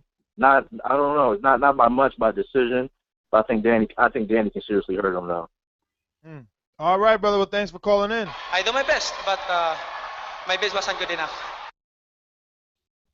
Cali Crown Holder, talk to me. Uh-oh. He got in trouble. Another Indiana caller, talk to me. This is not first time caller. Hold on. Are you a first time caller? Yeah, first time caller. All right. Make it big. This is your moment, bro. Make it big. This is your moment. We coming down. Listen, we coming out of the locker room. You got the hood on. You know what I mean? Walking into the ring. You nervous? You got the butterflies. Making his professional debut. Jake, man, hey, Joey keeps it real. Joey from Indiana keeps it real. You know, we keep it real in Indiana, but Bob out his ass because he got so pissed off at you for saying, oh, okay, so what if it was a hypothetical, okay? And he got so fucking pissed. That's because he didn't want to talk about a hypothetical. But he was so willing to talk about another hypothetical, which is the postal Crawford winner. Okay, Bob. Okay, let's talk about it. Anyway. Sorry, I forgot all my points. I have all my points ready. I know it'll be a quick call. What was your first reaction? Listen, first time callers, we don't rush you, so go ahead and breathe if you want to start over. Listen, it's cool. All right, right on. Breathe deep through your nose, let it out, and then start. I just got to say, that's awesome that he won again. Casual, what's up? I love you, man. Thanks. What's up? Thingy, you the man too. Thank you, bro. Appreciate that, man. What was your first reaction when you heard the news, man? What went through your mind? I think Garcia, okay, I guess. I mean, that's not the big, super casual. If I walk down the street, I'm like, hey, who's Danny Garcia? People are like, I don't fucking know, a rapper. You say, who's Manny Pacquiao? Everyone knows. So if you're going to come out of Congress, if you're going to take off your suit and tie and jump back in the ring, why are you doing it with Danny? I mean, only boxing heads know Danny. First of all, and my initial pick, there you go, would be Danny because he's training Pacquiao's reading briefs and whatever, sitting in Congress. I don't know what he's doing, but yeah, I just don't understand why Pacquiao would even want Danny really. But anyway. Yeah, that's my thought. Bob's lying out of his ass. They don't want Danny, or they want Danny on the cheap if they can. But I'm still confused why they don't pick a name with more casual appeal. Who has more casual appeal than Danny Garcia in the 147-pound division? At 147, that's a great Conor McGregor play. That's a good question. I actually didn't really think about that. That's because you're a boxing head. Anyway, shit, you might be. You're right. You might be right. Danny Garcia is the casual name at 147 right now.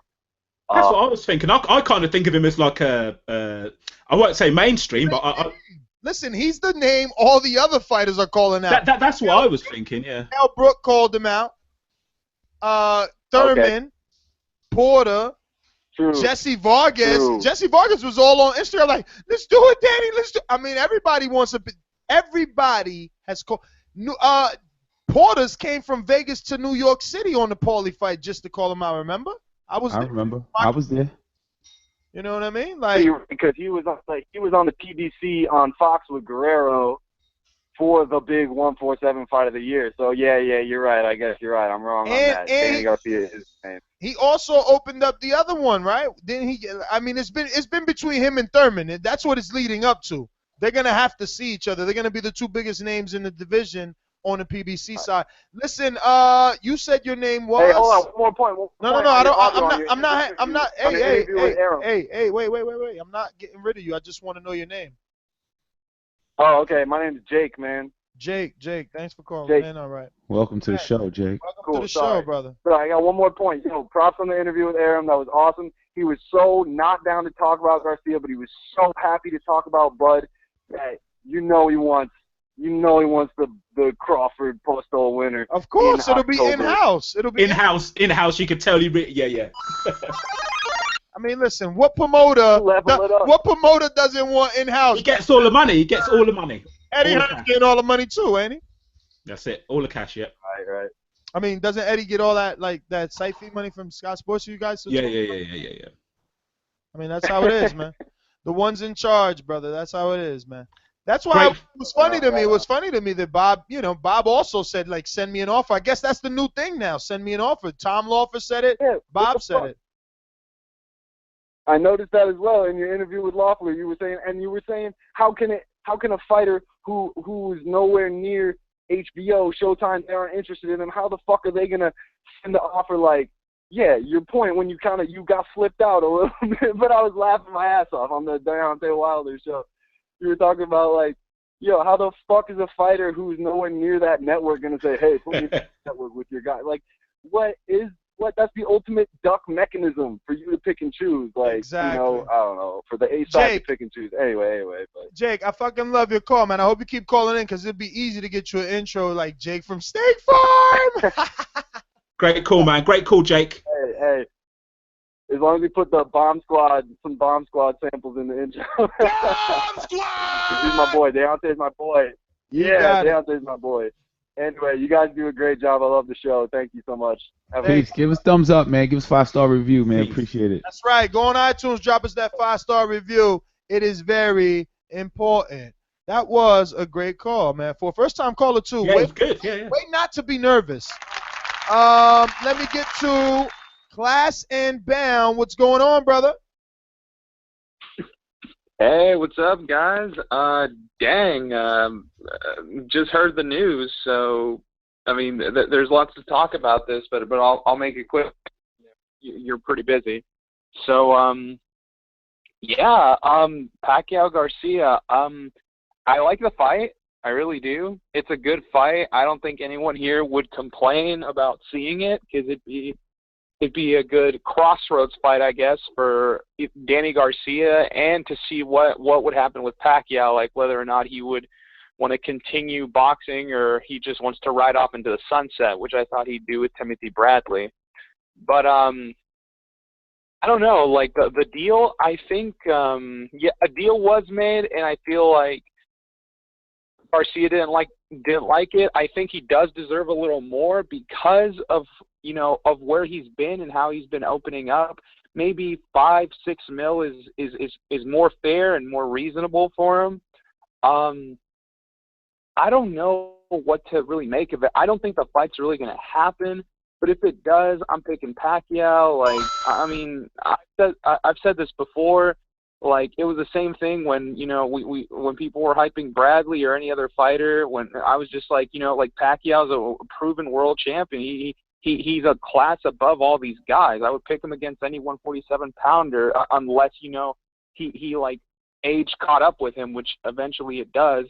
And so, there's not too much to say about it.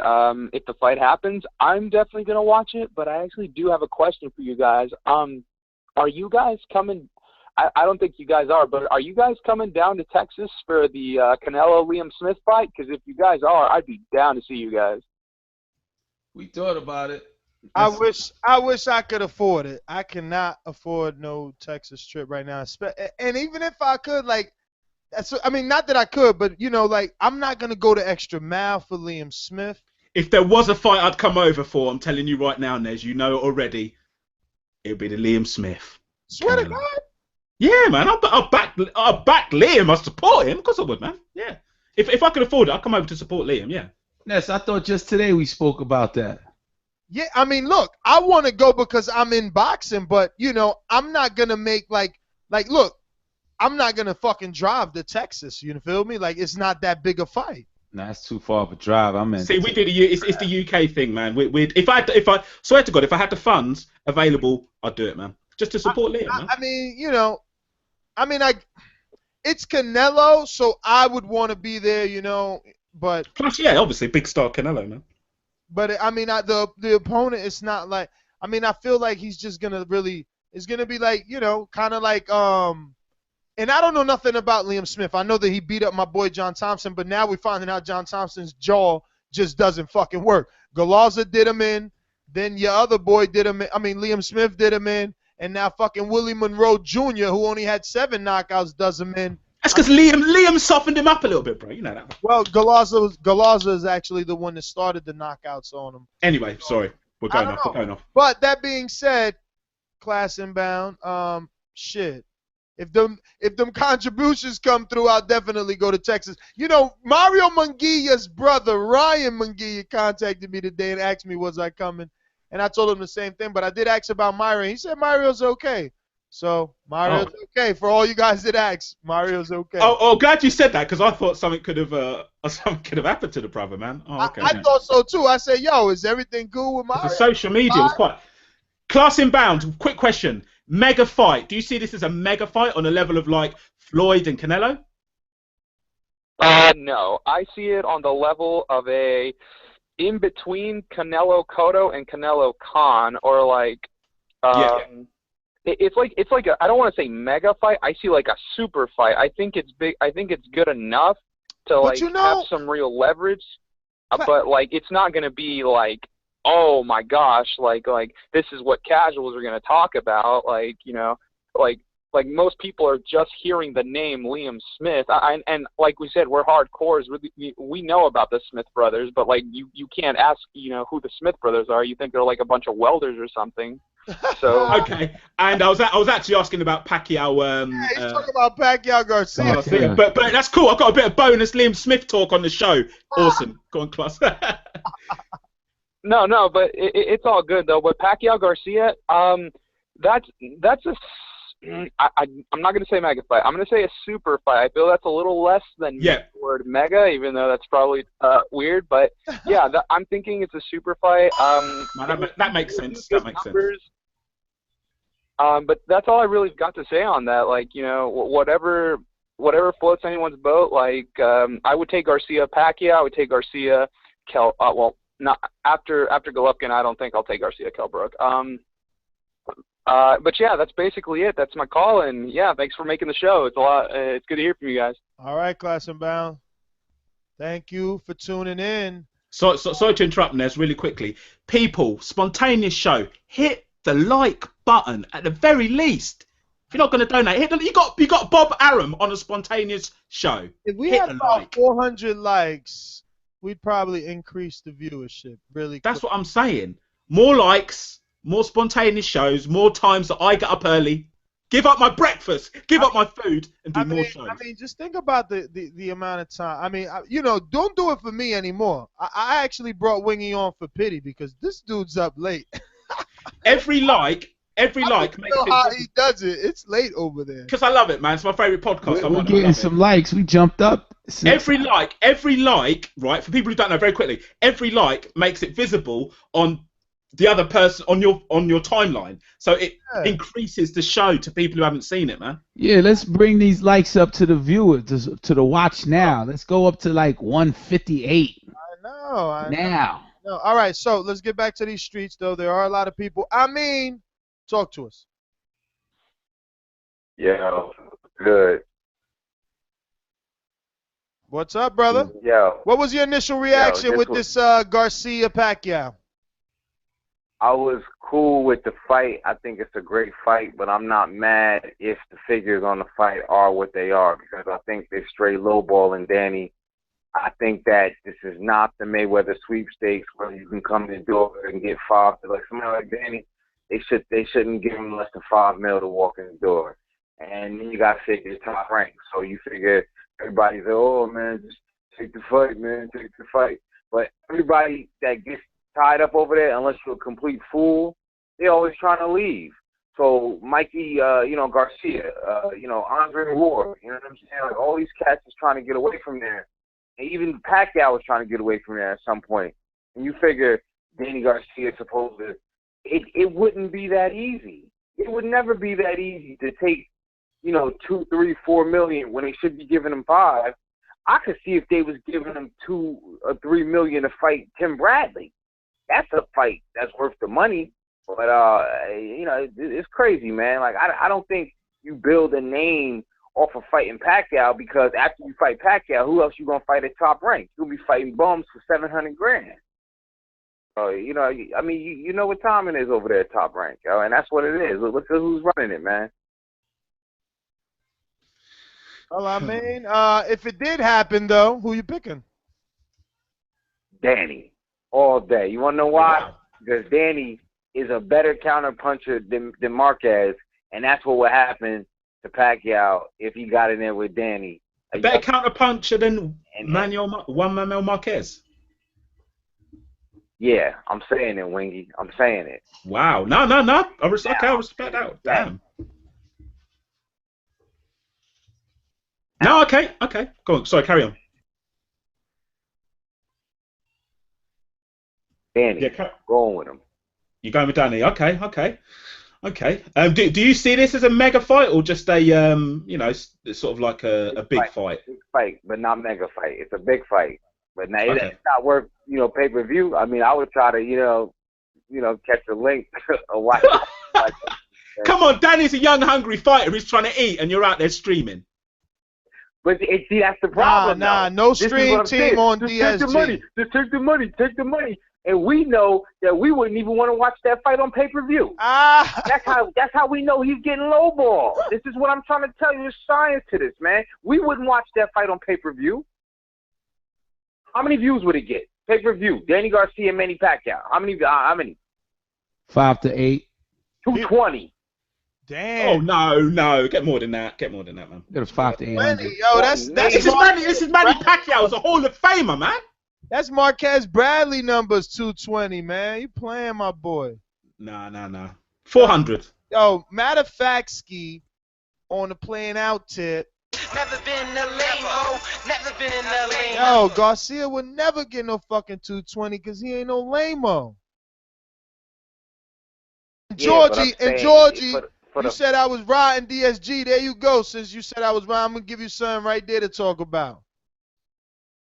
Your ponytail. Yo, he shouldn't take the fight. And to throw it in the mix, I was thinking about it earlier. I'm gonna throw a beard in the mix. I'll lose my beard if Danny lose to Pacquiao. But we'll deal with that later because I'm going with Garcia. I'll throw my beard on the table for that one. Damn, that's a confident pick, man. I can hear it in your voice. You got an E, bro? Yo, I'm serious, yo. I can hear it in your voice, man. You're making me think. Right, what? Okay, no. You go. I know something we don't know. I know boxing. All right. Well, we're gonna get to some callers, man. Thank you for calling in. We got 403. We don't know who you are. You're live on the Boxing Voice. Who's this? Where you calling from? It's Jose from Canada. Oh shit, Jose. Damn, my bad. No producer, Jose. Jose. No worries, brother. No and worries. You sounded. Yo, you know what? Yo, we all love Danny, man. He's a good dude, but there's no way that this fight's a mega fight, guys. Danny is not gonna cross over at all. People don't know who he is. Pacquiao, I think, is still like the general public's still bitter with Pacquiao because he's the guy that kind of fucked up the Mayweather fight. He never brought it the way he was supposed to, and on top of that, he had this injury, right? So, to be honest, I think people are fed up with Manny. And this fight's going to do worse than Mayweather-Berto if it happened. So wow. I think Danny Garcia should take those 3-4 mil because this fight's going to lose money big time. And as a matter of fact, the only way to make money on the pay-per-views and the welterweights is it's got to have Canelo, Cotto, Floyd, or Pacquiao, and one of them got to be fighting each other. Otherwise, these fights aren't making over 250, man. They're staying under 250,000 pay-per-views. So, I mean, you'll see, man. Pacquiao's not going to move the needle at all. And, Danny Garcia would be smart to take it because he could get his name in the mix, and the only way he's going to get his name up there is if he beats a Mayweather or a Pacquiao. Jose, And you paying $70 for this? oh, fucking yeah, I will. Of course I will, man. You going to I'll go to the Vegas for fight. this? But the point is, we're all going to do it no matter what. The point is, how are we going to convince our friends and our friends' friends to buy the fight? They're not going to give a shit about it. No one knows who Danny Garcia is.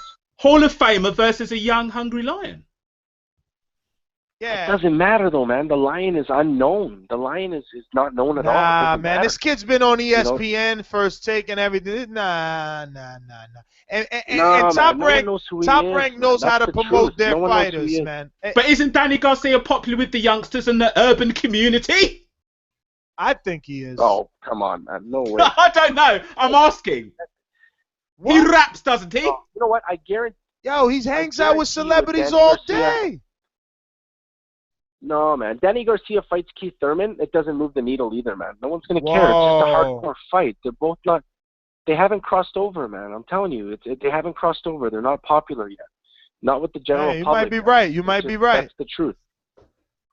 That's why you substitute Porter with Garcia, it'd make no difference.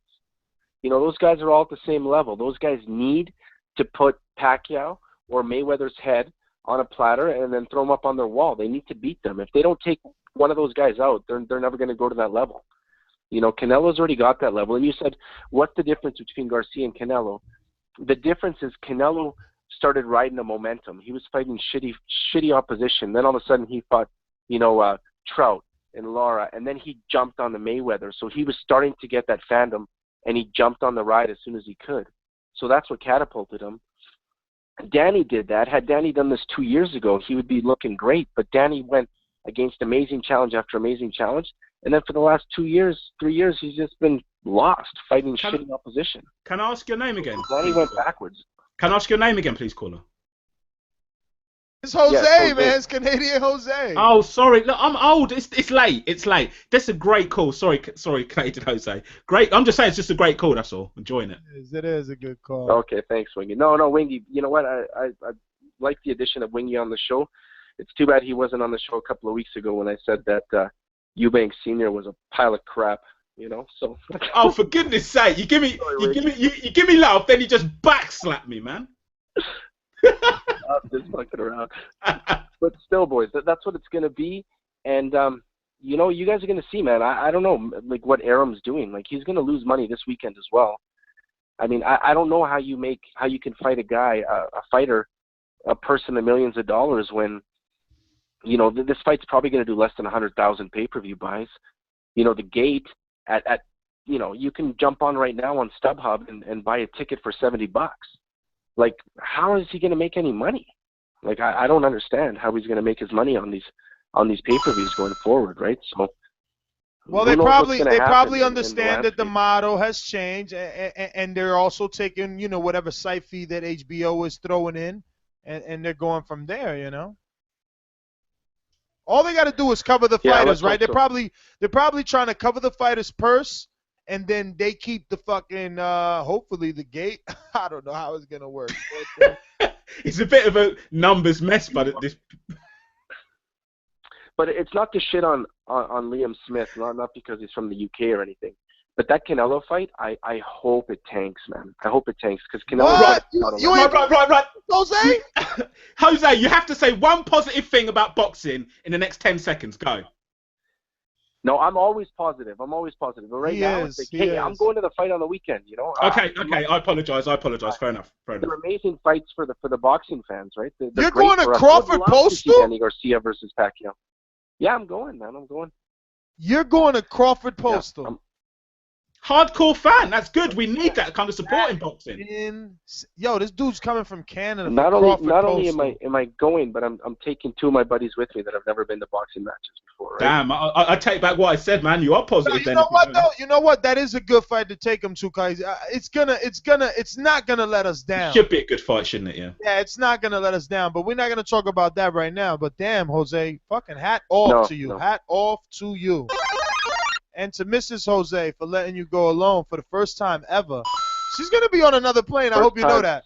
She's going to be in another hotel with her girls, too, with some binoculars. First time ever without the missus. So it's my first real boxing match, man. We're going to see what happens. You're going to have a boxing match waiting for you when you get home. You know it, man. Jeez. All right, boys. Anyway, great spontaneous show, and like I said, man, I hope Canelo tanks too. All right, brother. Peace. Liam Smith, peace. Yo, if you like what you're listening, drop that contribution. 201, you're live. Who's this? Yo. Yo. What's going on, Boxing Voice? It's Cruise Control, baby. Cruise Control, what's up? Shout out to the panel. Damn, Yeah, man. there's a lot of callers out here. What up? I'm gonna answer the 3-part question. When I first heard about this fight, I thought about Bob Arum's a fucking scumbag because he's a low ball. You know what I'm saying? He did the same thing to Adrian Broner, and now you trying to his way out. He's saying, "Oh, well, I didn't get no offer. Nobody made me an offer." It's just the same. It's the same bullshit with this guy. He's in the fucking way. Excuse my language. Now, if I had to pick, I sound like a hypocrite because I had Pacquiao winning, but you know, Pacquiao, when he fights Bradley's and the Marquez's, he looks good because he fights them 3 or 4 times. You put him in there with a new guy, he looks kind of suspect. So I'm gonna go ahead and take Danny late stoppage. Now if it's a mega fight, I wouldn't say mega fight. I wouldn't say super fight, but it's a big fight along with Thurman and Porter. I think Thurman and Garcia is a mega fight, and Danny could ask for $6 million. He could ask for $6 million because he definitely deserves it. You know what I'm saying? I fucks with Danny. But yeah, man, I mean, you know, it is what it is. You know what I'm saying? You know, he's just now my only thing is if Mayweather was to offer that $3 or $4 million, he would definitely jump on that. That's the only issue that I have. And I think Danny should have jumped on it because it would have helped his resume. It would have helped his legacy. But for him to turn it down, I'm not really mad because he could definitely get more money in the future. I think he could get $6 million if he fought the winner out of Postall and Crawford if Crawford decided to move up to 147, or if Postall decided to move up to 147 if one of them won the fight. But Danny's got leverage right now. You know what I'm saying? He did the right thing. I'm not really mad. It's not really a duck, you know. You know what I'm saying? It's just Bob is in the fucking way, man. That's really all I'd like to say, man. Y'all have a good night. Y'all be easy, one. Peace. Cruise Control with a great call. Great call. And I guess we're in for a treat. Somehow he got the notification. Like all of you, Wingy, what do they got to do if they're on the mobile phone? What do they hit it? What do you got to do? I'm going to find that out and show you. Hit that bell. On front of mobile phone, go to the YouTube page. You'll see a bell next to the subscribe button. Hit that bell. You get every notification. Boom. And on Blog Talk, go to your email notifications. Make sure that you get yours. Where we at? Wait. Yo, first of all, let me say, I don't play Showtime to see you all there not even putting a goddamn motherfucking effort. Fuck you. Like, when I see 2 motherfuckers just fight, I pick up a fight with somebody in the street. Fuck you. Don't need that shit. You don't love that form I do? Fuck you. Just move along. Gone. Fuck you. Next, what a great show. Thumbs up, donate. What's happening, people? Hey, yo, everybody good? Everybody good? Hey, yo. Good. See the bell? Hold Yeah, on a minute. I was working. I see you guys having a show, man. I'm like, what? Gravy. So yeah, what are your thoughts? Yeah, that's it. That's it. You got it. Ness, same thing. I got sad. I was happy until Ness opened his mouth talking about DSG. Like this man is a draw. Like he got a nation behind. Yo, Georgie. Hold on. Let me get my popcorn. Right, Nez, Georgie, go. Georgie, why don't you ever say to yourself, you know what, I ain't even going to bother Ness because it's Tuesday. He doing a show at 9 o'clock. It's 10:30. He's still here. You got to get it, Nez. You got to get it, unfortunately. Nah, I'm going to just always fuck with Ness. Nah, you got to get it, Nez. Come on. Go on, Georgie. Yo, what happens when Ness can't take all that verbal assault that y'all give him? You can take it, man.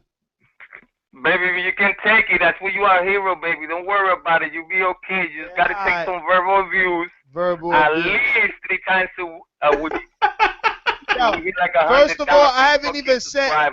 Yo, you've been saying in the chat. You've been coming at me. Tell me, what did I say about DSG? I don't even understand. How am I riding DSG?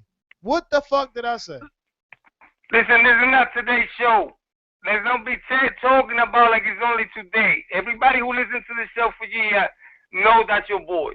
Yo, so Stop the nonsense right there and there. Just stop so the nonsense. guilty by association is the way that you work. Something I said What back do in you the mean? day. You got a No, track this is record, a fight. baby. This is a fight-by-fight You got basis. a track record on this man pushing this man left and right. Fight-by-fight Ain't nobody basis. backing him up. Who backing Danny Garcia up? I'm on a fight-by-fight contract with every fighter, dog.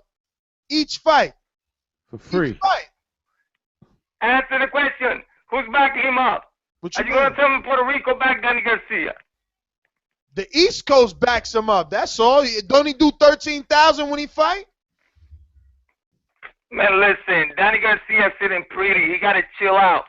He don't have to take that money. He's waiting for that money-made money.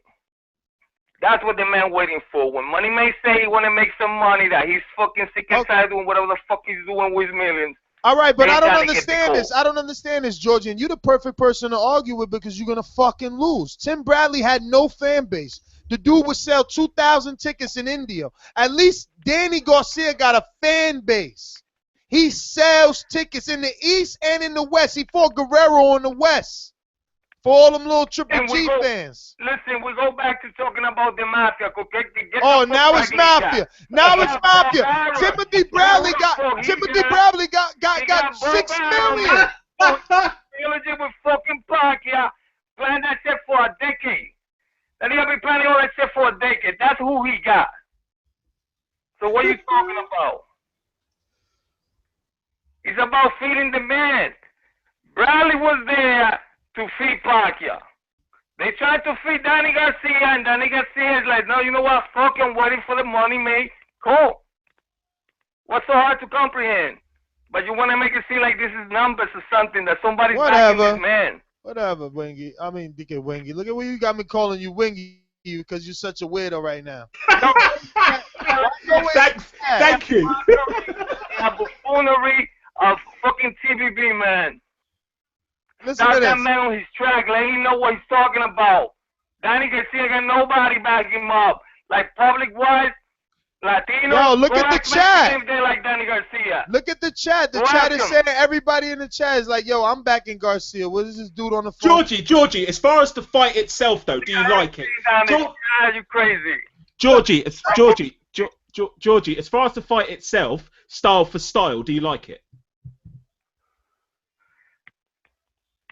I see that. I don't know. I think he's too flat-footed. Danny Garcia got it set up. He cannot punch and move at the same time.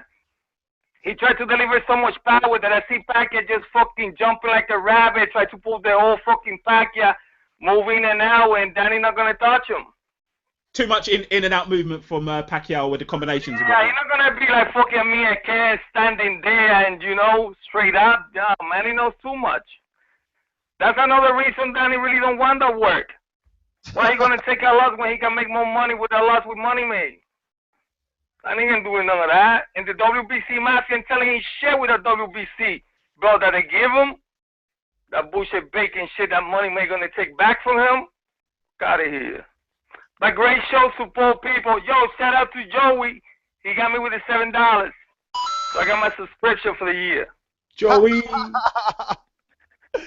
Yo. For life. Georgie official. What's $7 he speaking of? He got other people to donate his $12 a year. Oh, you're joking. $1 a month. Yo, but that's official. He still got it done. Shout out to Georgie. Even with the sidebar, we put a sidebar, the man still won't answer the question. You know why? Because he never wants to be tied down to a pick. You guys don't. He always come in here talking about he the champ and he ain't never lost. But I got his ponytail. I got the video of that. It's on Instagram. And secondly, he never why he don't answer none of these questions? Never. It's just always mafia. This guy's crazy, man. 404, talk to us. Hey, it's GT Kid from Atlanta. What's going on, everybody? What's going on, GT Kid? Not much, man. Not much. Hey, initial reaction, man. Sounds just like Danny Garcia. He's looking for Rod Salker, man, and he's everything that's wrong with boxing right now. It's the only sport where you don't get the best fighting the best consistently. I mean, With every other sport, you get the playoffs. So the regular season, you might get, garbage. But, at least in the playoffs, you get the best versus the best. In boxing, it doesn't happen. There's too much politics. It needs to be some kind of system where if these guys are ducking, they get, they get de-ranked. They get taken out of the top 15, taken down to like number 50 or something. They have to work their way back up, to get a championship shot or something like that. I mean, because it's just ridiculous, man. Hey, but, GT Kid, you know what I mean? Never What's up? mind. I've got a question. Yeah, go ahead. Just a question for you, bro. Do you see any legitimacy in Danny when he says, I'm a young, hungry fighter, I've got to eat? At least give me that respect being a champion, a bit more money. Do you see? Can you see his point, or do you think? I don't get it. Like, how is he looking for another Rod Salka? Because I just want to hear what he says to that. No. It's not that he wants to negotiate. It's that he doesn't want to fight. That's what it boils down to. Because if you're thinking big dollars, he can take the fight, beat Pacquiao, and like everybody on the panel just said, he's a household name. The money's going to come after that. He's going to be right up there with Canelo when people talk about boxing. It's going to be a household name. The money's going to be there, but he doesn't want the tough fight. And the truth of the matter is, I mean, he's dead man walking at 147 already. I mean, if he faces Thurman, Porter, Brook, Desert Storm, if he faces probably Earl Spence, he loses. His power did not translate. I don't know though, because we always say this about Danny Garcia, but he always gets it done. He's got that style where you look at him and you think, flat-footed, doesn't move that well, but when he's in there, he gets it done. I don't know. Just hear me out. All right. Terrible against Herrera and Peterson, right? And we say that was because of weight issues. He was struggling to make 143. He was going days without eating. Great. He comes to 147. He looks very average against Paulie Malignaggi, which poses no threat. He can't knock Paulie Malignaggi down. It was a ref stoppage for the fight because the ref just felt like he didn't want to see Paulie take punishment. Then he faces Robert washed-up Guerrero, and Guerrero got put to sleep on his feet by Aaron Martinez, and Danny Garcia can't even put him down. Thurman put him down. Danny Garcia's power has not translated up well to 147. As soon as he faces some real competition, he's done. He's going to lose. I mean, so whenever he picks a fight, whoever he's going to fight, I'll make sure I call in and make an official pick. So you guys can eat crow if you pick him. Guerrero looked bashed up after the Danny fight, even though he didn't get knocked out. There's pictures of him post-fight. Battered. Well, GG Kid, that was a great call. We are going to switch to drive-by mode. So don't take long because cut it. 609, you're live. Yo, this is CeeLo's from Trenton, New Jersey. Just shout out to the whole crew, TBV, you know what I mean?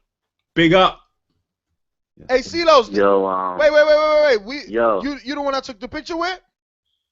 Yes, sir. Oh, what's going on, bro?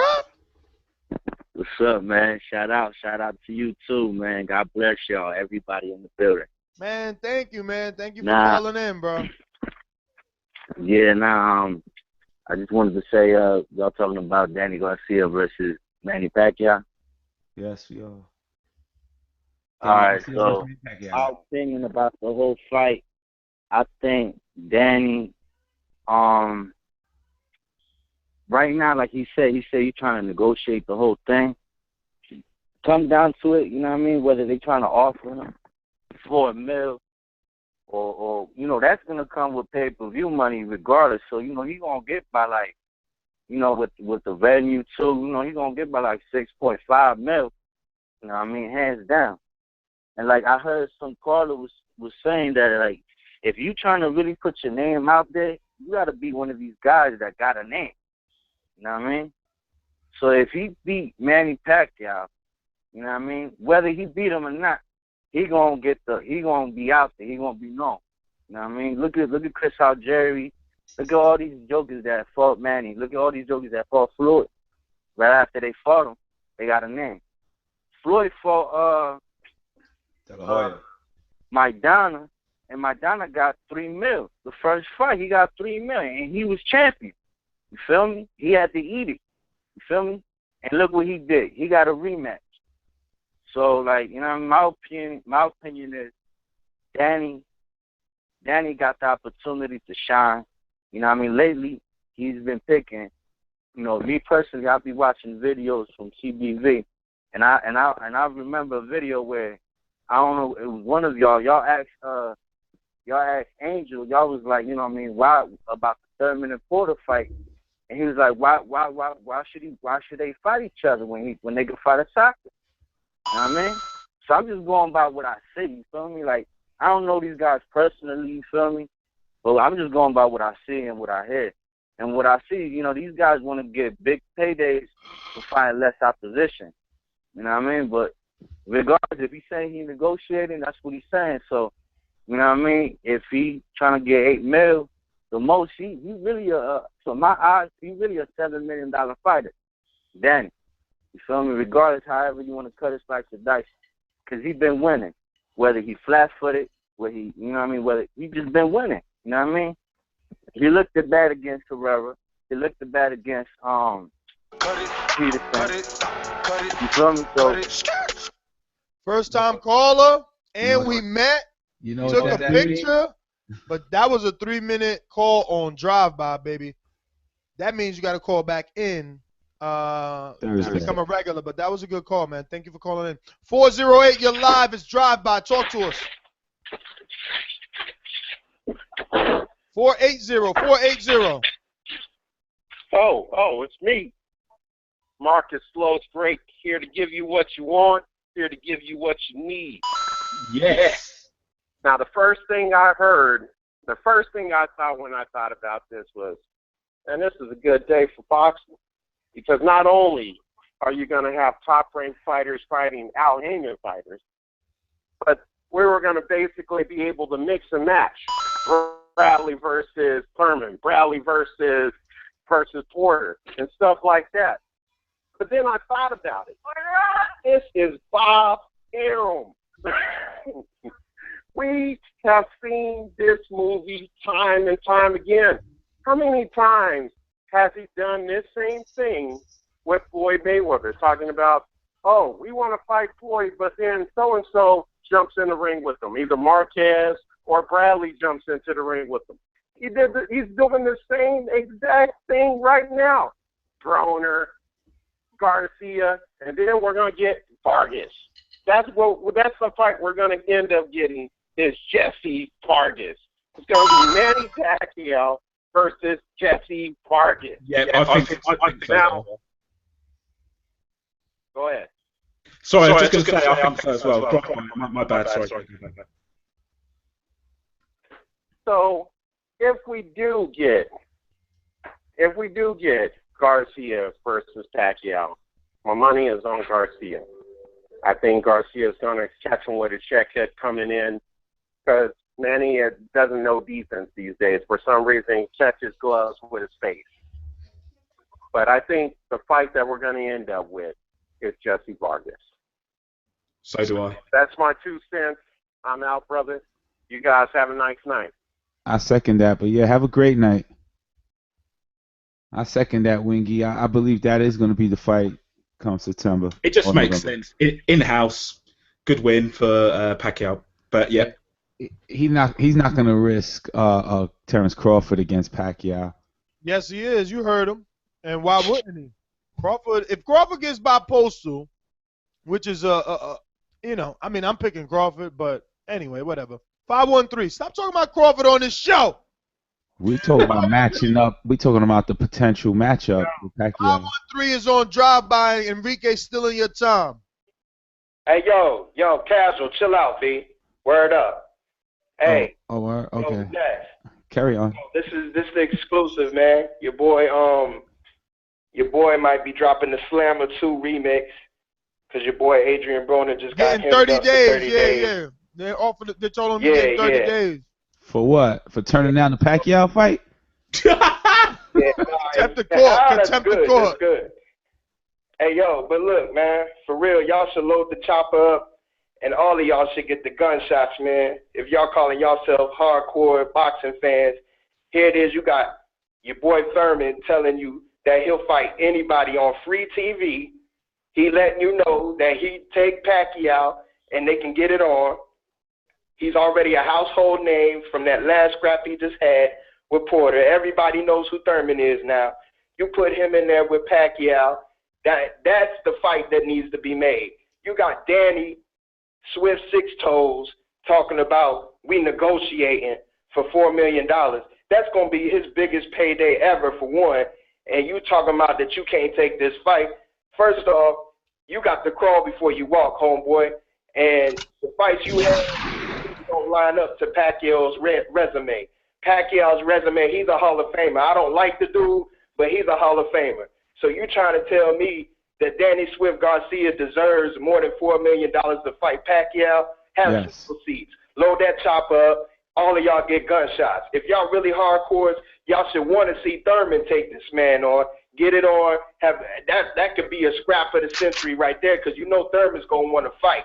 You know what I'm saying? Forget all this, I need this much money, I need this network.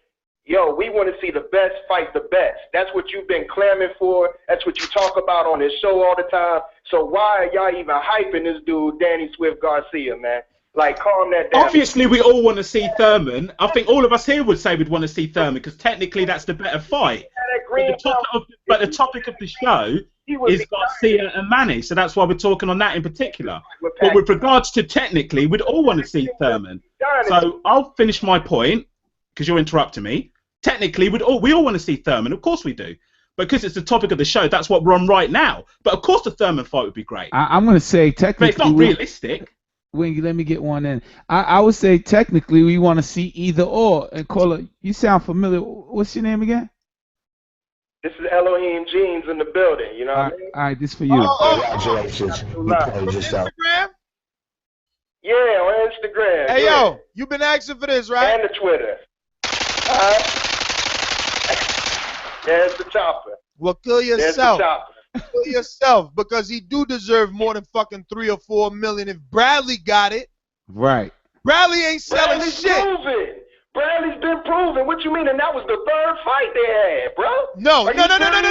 The first fight Bradley he got 6. Beat Pacquiao. The first fight. Beat Pacquiao. The first so what fight. Are you talking about? The first fight he got 6, and you talking about he proven. So Danny proven too. Just because you think he lost. Who? What? So he wait. So he ain't fighting nobody? He ain't fighting nobody? In 147, bro?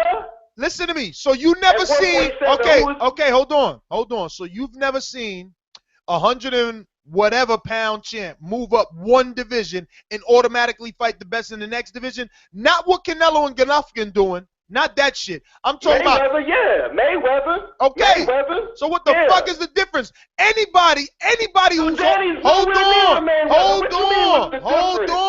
Danny is nowhere near Mayweather, bro. Listen, I didn't cut you off. I ain't cut you off, okay. right? Anybody who holds it down in any division is all. Why you think Andre Ward is fighting Kovalev? Because he held it down at 168, so they say automatically. Because Little T didn't want none. No, Little man. T didn't want none. Here you go. So he had to move up. He got a counter for everything, but no. Ward is fighting Kovalev. Ward is fighting Kovalev because everybody knows that Ward is the man. That's how it is. Because of what he did at 140. What he did at 168. Are you comparing Ward to Danny now? I'm comparing resume. What you did in the division. Come on, Nets, bro. What you did in the division. Seriously, man. Danny is not the one, bro. He's not the one. And truthfully, Pacquiao would lay that dude down, man. Pacquiao would lay that dude down and probably end his career. He would probably end him. He'd have to start all the way from the beginning again, man. You don't even want to do this to that dude. That's why Angel said, yo, let him fight a couple more stalkers. Who does more pay-per-views? Who does more pay-per-views? His kid ain't even ready to be in there with the big boys. And that's his trainer. That's his daddy. We know what time it is. If we can get this easy money fighting these bums, that's what we going to do, because you need a lot more work. Cut it. Yo, that wasn't me either. That was casual. Yo, but he's right on the time. And secondly, No fucking way Bradley does more pay-per-views than Danny. Get out. Congratulations, you played yourself. 559, you're live. Drive by. Casual. That was good, casual. Well timed. That's why everybody needs a soundboard. See. Donate so I can get a soundboard, people. Sorry, go caller. 559, you're live. Who's this? What's your name? Yeah, what up? Alex Lemon, homie. Oh, Alex, what's going on, bro? We got no producer, man. You know the spontaneous shows we driving alone. Yeah.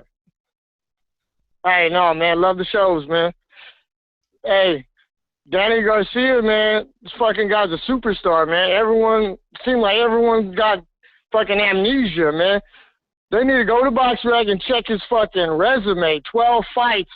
Now, everyone keeps on bringing up Rob Salka. This fucking guy fought fucking, you picked those 8 fights? Rob Salka is the only one. That was his one break that he got.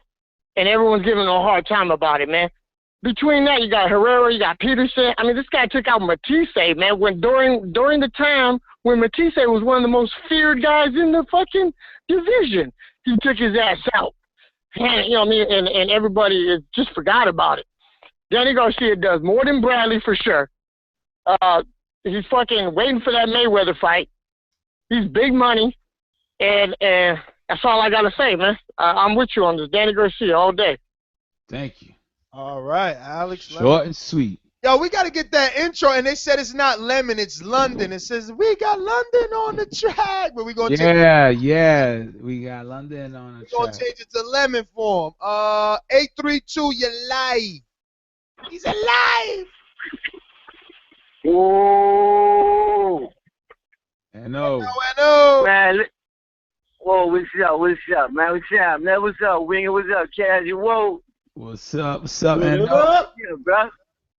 Look, let me break this shit down for y'all right quick, bro. You know what I'm saying? Y'all finally got that sound bite I've been asking for back to you, dig? You know what I'm saying? Shout out to Casual. I know that must be his boy with that one on that you did. But look here, bro. Man, for one, everybody talking about what Danny need to take or whatever. Now, first of all, before I go any further, I would like to see that fight. But let me get to my point, you know what I'm saying? Didn't Danny Garcia get at least about $4 million on that undercard when he fought Matisse on the Mayweather undercard? They saying I 3. thought he got like $4 million for that fight. 3. They saying 3. About 3? But he got 3 and he was on the undercard. He got 3 on the undercard. Well, that's coming from sources, right? But you know, it's reported. I think it was reported like 1.5 or something like that, if I'm not mistaken. Well, I heard 3. But I don't know. Like you said, it can't result. But I heard it like at least 3.5 or 4. You did, but it could have been 3. Might have been 1.5. All right, he got that on the undercard. You did. So with the fan base he got, that's bigger than Bradley, it's bigger than Sean Paul and Thurman. You know what I'm saying?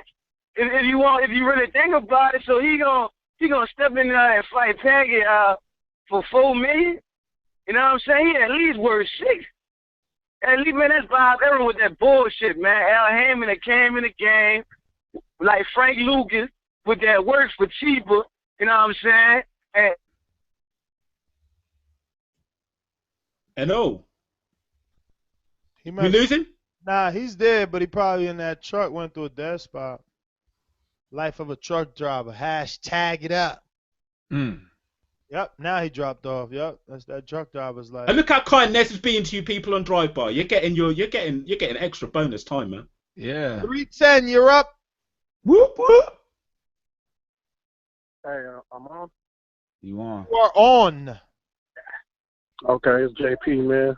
JP from Long Beach. Damn, JP, we ain't got no producer, man. We'd have had that intro playing, bro. You know that. No doubt.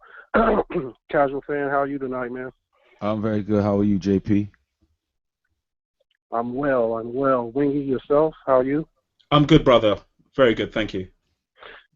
Sounds like all you right. about to... The two elements of the fight that, are the ones of interest in most minds. The B-side. What the B-side always deserves, and this is usually the argument when we have a pending fight and there's things holding it up. It's usually the B-side and what the B-side deserves. So now you hear some people say, check out this guy's resume. This is why he deserves it. Others say, what does he bring to the table as far as monetary value, viewership, things that generate money. And what it usually boils down to, what we usually see is the guy taking the easiest route with the less resistance. Now, Danny Garcia, in terms of, in regards to fighting Manny Pacquiao being the A side, which implies that he has more to lose than the B.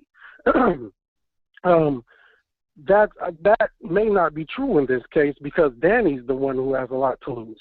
But as far as what we usually go down to the money, Danny, like Ness is saying, hey, he packs his own crowds.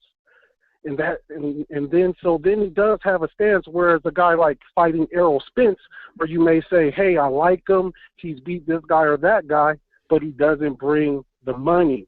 They want to generate the pay-per-views. Boxing is a hustle game. You know, that's why it's so fucked up, because you got a bunch of hustlers up in here and everybody trying to position themselves in the best placing with the least chance of losing. You know what I mean? So that's why it's all messed up. In terms of the fight itself, I like it because I think it's a good barometer where we could tell where both fighters are. How good is Manny Pacquiao? We don't know. You know, he's beaten Tim Bradley over and over again here. And I'm not sure quite how good Tim Bradley is. I know everybody's like, what? Look, when we're talking about the top tier with the big welters like the Kell Brooks, the Thurmans, Bradley not beating those boys.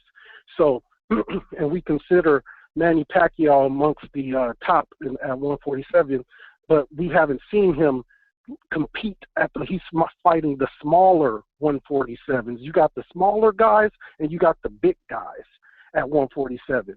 And so it'll be if Manny Pacquiao can beat Danny Garcia, which I don't see as easy. Reason being is, think about Danny. Yeah, he's flat-footed and Manny's lateral movement, but Danny punches when guys punch. He's a guy that'll punch with you, and that always beats and you've seen it with Khan, and you've seen it time and time again with Khan, actually. But if you can punch when if a guy does have more speed than you, but if you can punch when he's punching, that can throw a lot of guys off. And Danny has great timing, and with Pacquiao, who, you know, we all know his lunge, his hesitation, his right-left move he does. Danny's the type of guy that can time that. So I think it's interesting, and I think that it'll be a good barometer for both fighters, and we'll be able to know where both are. And if whoever wins that fight, we can consider them amongst the top class at 147. So Pete, with saying all that, who's your preliminary pick? Who's my preliminary pick? You know what, man? I have to be honest with you, I have to take Danny, because I think just his whole posture is more authoritative. And, you know, Pacquiao is not going to do good against a bigger bodied guy with some good timing, some good, you know, hand skills. He's not Mayweather or nothing like that, but Danny has good hand skills. You know, it's very solid. You know, there's not a lot of weak points in it. And I think, you know, I have to take Danny on. I think Danny's the bigger body guy, and I think, you know, his more authoritative punching will discourage Pacquiao, and he won't want to, you know, be on the attack as much. And when Pacquiao goes into, you know, kind of like the boxing mode, you can get him. And I think body work will be crucial in that fight. And I just think Danny may be on the big side of 147 rather than with the little guys. And even a guy like Vargas, you know, and I think, you know, he's bodily strong. You know what I mean? I feel like that's a lot of the difference in the 147 class. The guys who have the bigger, stronger bodies, because like Thurman or Dust, I believe Thurman will beat Manny, might knock him out. You know what I mean? Because Manny's. Man, I told a guy earlier on Twitter, man, he should have topped off at 140 tops. 135, he would have been maybe regarded as the greatest fighter of all time. So, cut it.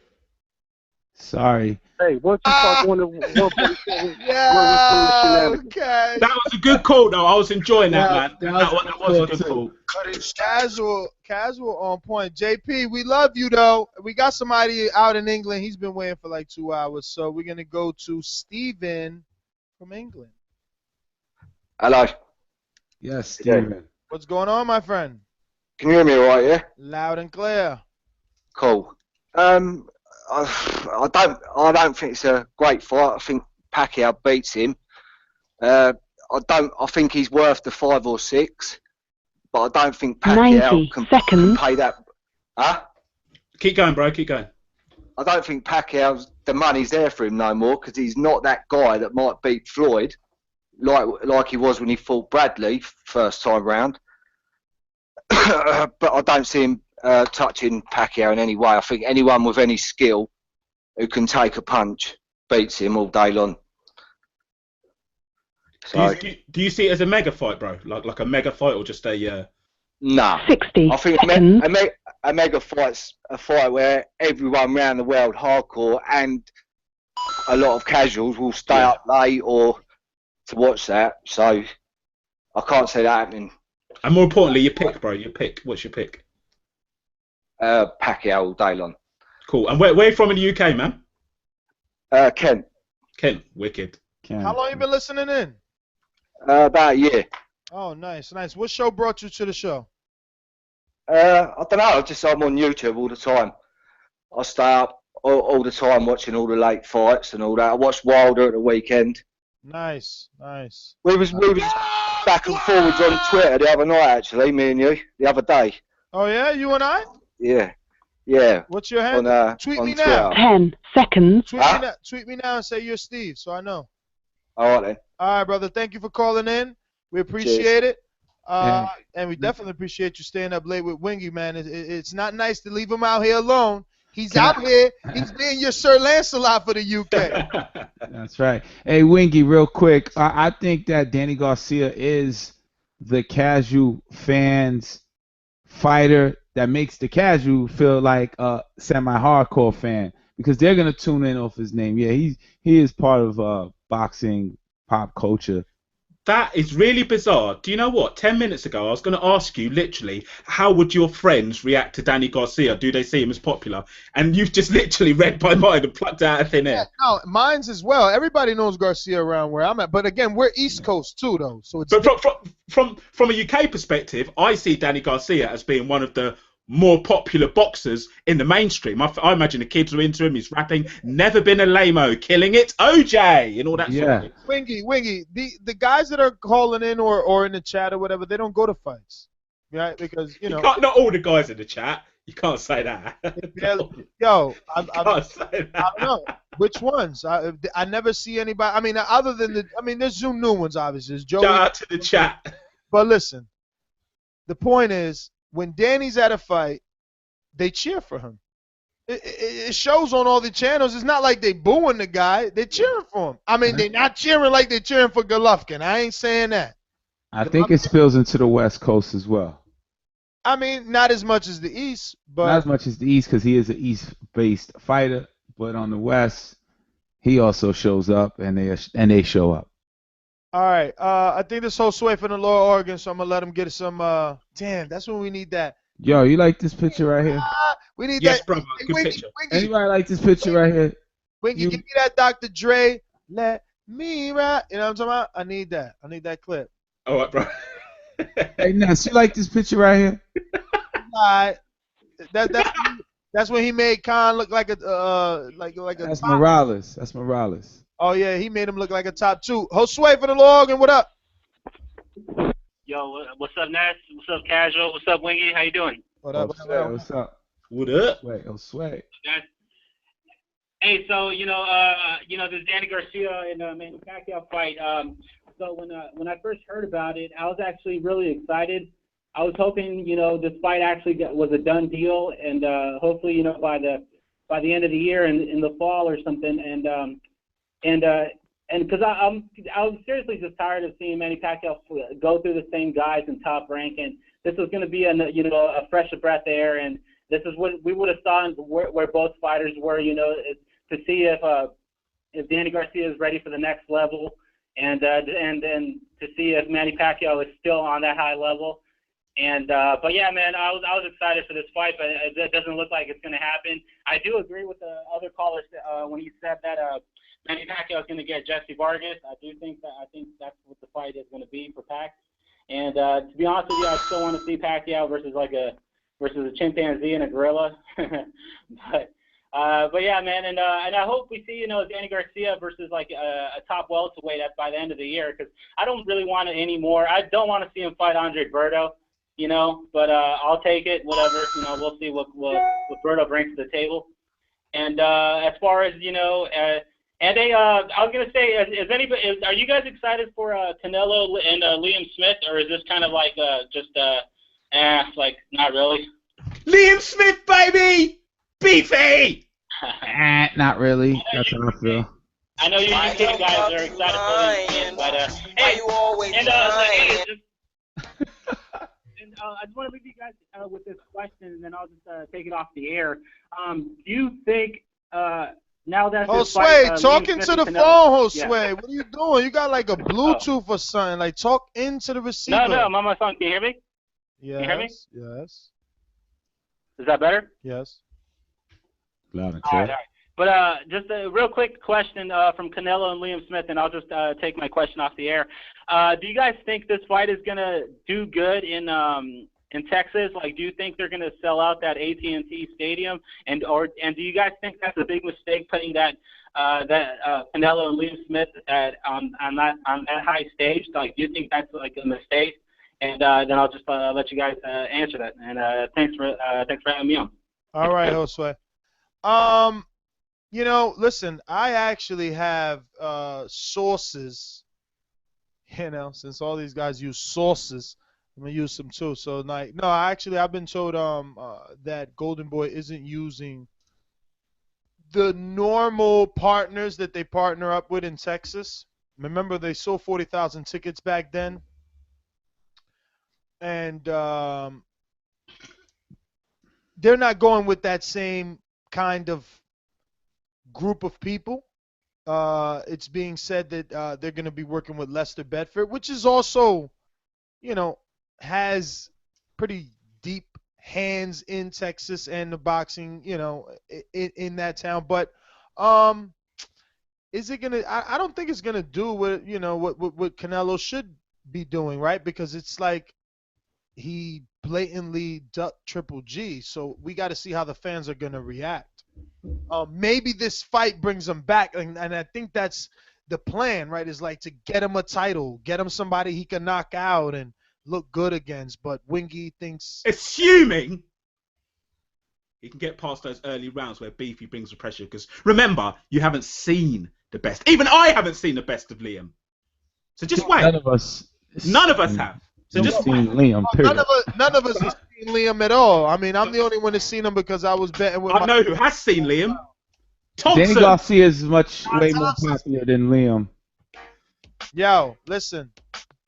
I love this crew. So enthusiastic. Look at fucking Wingy up late night. What is it now? 3 in the morning over there? It's 4 o'clock, bro. I'm about to go get some corned beef and salad. Jeez. 4 in the morning. What time do you have to wake up, bro? Love corned beef. I've got to go to. I've got to sort my car out at 10:30, so I'm all good. Don't worry. I'm always going. All I've got to do is think of Liam Smith, think of my boy Kell Brook, and my heart starts pumping, and I get energized, man. Really quick, couple coins for Wingy, couple coins for Casual. Yes. Going up, getting the job done. Yeah, I want to give this picture away, We will, but all that in due time. They get no freebies. They need to turn on their notifications. Let's do that one more time for them on the video, for all the dummies. Hit that bell on the top left. And thank you for the likes, people. Thank you for the likes. We saw them. We definitely need them and appreciate them. And if you're a podcast listener, iTunes listener, subscribe on iTunes. Tune in. There's about 2,000 people listening on TuneIn. That's fucking insane, right? And I wanna follow some of these listeners. I want to follow, so we're gonna make some kind of announcement where I can follow you. Follow you. See what you're talking about. Like on social media? Like on Twitter. Yeah, all that's gonna come. All that's gonna And come. retweet you guys. All right, so again, I'm showing Wingy's channel. Wingy, right there, the little bell. You see the bell? Wait, fucking the makeup ladies on YouTube know how to do this real quick for y'all. Shit, what happened? Yo, you know you can't talk. It's gonna change to you. Monster Piece wants a coin. Give Monster Piece a coin, man. For what? She ain't even call. Monster Piece, call in right now. Right now. Oh, it's too late. Oh, and we have her intro. Nah, you shouldn't even say nothing. You shouldn't even. Big up D-Rec Martin, man. Yeah, let's get some shout outs. Jim Jones, you deserve some coins because you needed a shout out the last time and I forgot you. And look, you see, I remember you now. Joey, UK baby. And another shout out for, matter of fact, a power up for my man Jim Jones who says donate $1 a month, boys and girls. $1 a month is nothing. That's fucking right. It's nothing. What about this right here? This Everlast glove. What are you doing though? Yo, what is going on with this fucking teaser that you're doing to people right now? I just want to show these people that we got gifts for them. Mr. Wavy, that's just the way. They will know soon enough. I just can't wait. I'm more excited for the gifts. Soon enough, soon enough. Listen, remember to rate us 5 stars on iTunes. Join us every Thursday and Sunday live at 7 p.m. Eastern Time. All right. And, at UKWC Student, Wingy Boxing YouTube. Go there, subscribe. Subscribe. Bye. Right. Follow my boy Casual at casual_TBVs. No. It's at TBV_casual fan. Follow me, I'll follow back. It's right there. Every time he talks, it shows up right by his face. Exactly. Especially if you want to follow back. And also on Instagram at Fight Talk. And no, it's right here, right? Hit right here because we need you to subscribe. Like, I mean, if you're not subscribed, and if you are subscribed, turn on the fucking bell before you hear the bell with this right hook. Feel me? Great show, man. Fucking love this shit, man. It was. I do love it too, Wingy. I'm trying to think. Now that Josue said that, Josue, thumbs up to you. Coins. I'm kind of wondering. Fucking morning show, because Wingy doesn't work. But nah, it's going to be too early. But no, maybe we need to do another little Liam. Just to clarify, I do work. Just tomorrow I don't work. Yeah, that's what I'm saying. I know that. But I'm saying maybe we need to do another little Liam Smith Canelo show now that it's official and the press conference went down. I mean, maybe that's what the public needs. I'm all good for that, brother. You know me. I don't know. What do you think, Casual? Let me get some suggestions in the chat real quick. We're going to take some questions. I mean, I am anyway. Wingy, you could cut out. It's fucking No, I'm good, man. I'm good. Wingy don't like to hear that. Boxing Voice t-shirt. How do I get one? Head to the website. But head to the website for now. But TBV's coming soon with something for all our true TBV army. We're going to be hooking that up heavy. I love TBV shirt. Please.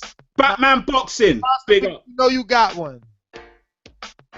But you do need another one. Batman Boxing. Actually, Enrique's going to be in charge of that. He's going to get you one that says, I am TBV's co-producer. It's fucking right. It's coming down. I'm at the gym, Ness. No days off. Joey, that's fucking right. That's right. No days off. Coming soon. Drop it. TBV clothing. I'm telling you. By the winter, we dropping. It's coming. I got my shirt, bro. We got to get Georgia a shirt. Who's going to donate Georgia a fucking shirt? Who's going to donate Georgia a shirt? And pretty soon, Casual's going to get him a Georgie Porgy TBV edition. It's going down, I'm telling you. How about a workout vest? I mean, what kind of workout vest? You mean like a weighted vest? Cruise control. Oh, it's cruise. All this time I thought it was like cruise. Like cruising in the Beamer. Yeah, nah, but it ain't. It's like crew. Oh. Yeah, I thought it was cruising. Oh! I love that track. I know. Oh my God, man.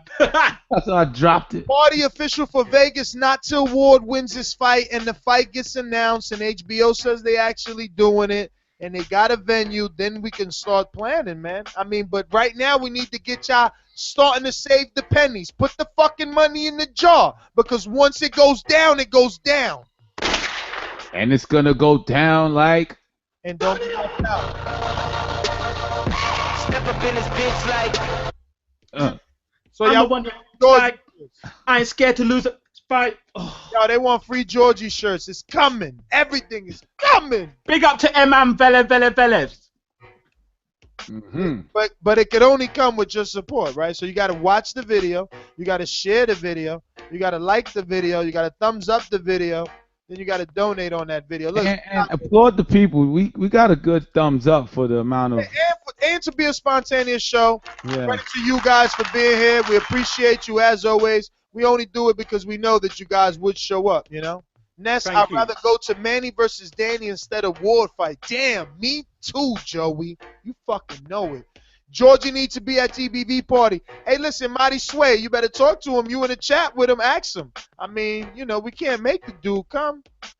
I invited him to the last one, yo. It would have been epic to have the Georgie Porgy man up in there, like, just, you know what I mean, going off the top of the dome piece. You know what I mean? Real like. Fuck you. Yo, first of all, let me say, I don't play Showtime. See you all download even putting. Yo, you know that was one of the best intros you ever made, Casual. You're gonna go down in the Hall of Fame TBV intro history for that. Funny, because that one had you doubting it. You doubted it. Casual, that was hard. I didn't know you done that one, man. Yeah, That's he doubted that one.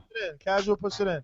I did doubt it at first because I wanted to get away from the curses, because I got fathers that email me like, yo, I love the show, but I got my kids in the car. And it's like, yo, fucking Georgie, you know. But when you fall in love with the show, you fall in love with Georgie, you kind of understand him, and the intro just fits him because of, you know. That's right. You understand this part. It's him, man. You understand it, you know what I'm saying? It is a rated R show. When I'm sitting here hearing my brother Georgie drop all those N-bombs, Martin Luther King would be turning. But you know what? It's George. Yo, now that we know that Mario's okay and he's not hurt or anything, we should just change it from Where's Waldo to Where's Mario and start tagging his ass. What's going on? I want to know what's going on, man. Nobody. I think it's me. It's got something against me. Yo, let me find out he got something against black people. No, I'm only joking. By the way, when I do that, Ash was Puerto Rican. I'm technically Dominican. Fucking Vic was Puerto Rican. You know, the other guy was like Irish. Robbie was, I don't know, white, right? And like, who else was left? I mean, everybody, right? Like, you're the only black guy. With Mario, man. You're the only black guy. He said no, he ain't coming on with you. He was like, fuck that. I wanted to chop it up with Mario. He left way before him. I'm making it up. I'm making that. We're part joking. Up. That's a joke, people. Yeah, I'm making that part up anyway. But he is okay. They did say he's okay, but we have not heard from him. Damn, somebody said at Bomb Squad. God bless. JP from Long Beach, compa de Los Angeles. They need to go. Hell yeah. Yo, JP said he's going to be there if we got one. This show is international, motherfuckers. Hell yeah, Jim Jones. Shout out. Listen, man, we out here. Too many shout out. I got to go eat. I'm hungry. Peace. Get some sleep, man. And, yo, can we get, we need to start, like, some sort of suggestion box, right? Maybe in the comments. Maybe in the comments, next show topics, right? Like, what do you want us to talk about? Like, because, I mean, damn, if you really want to talk about fucking Terry Flanagan and shit, then I guess we'll talk about Terry Flanagan. Beefy. Dan, they said Mario's in Witness Protection Program. We need to make the Where's Mario shirt. Maniac. Damn, Masterpiece, you get coins. She's showing how long she been around, saying that Georgie replaced the Maniac. That's right. I seen the Maniac actually at the Thurman Porter fight. See, good fights bring good guys out. And I saw him too. I got to meet him. Yeah, you got to meet him, man. Epic caller too. He'll be back. We don't want no devils in the house. Yes, Lord. Let's close the show at that. That's the intro. Oh, I'm going to bump that. Thank you for using Blog Talk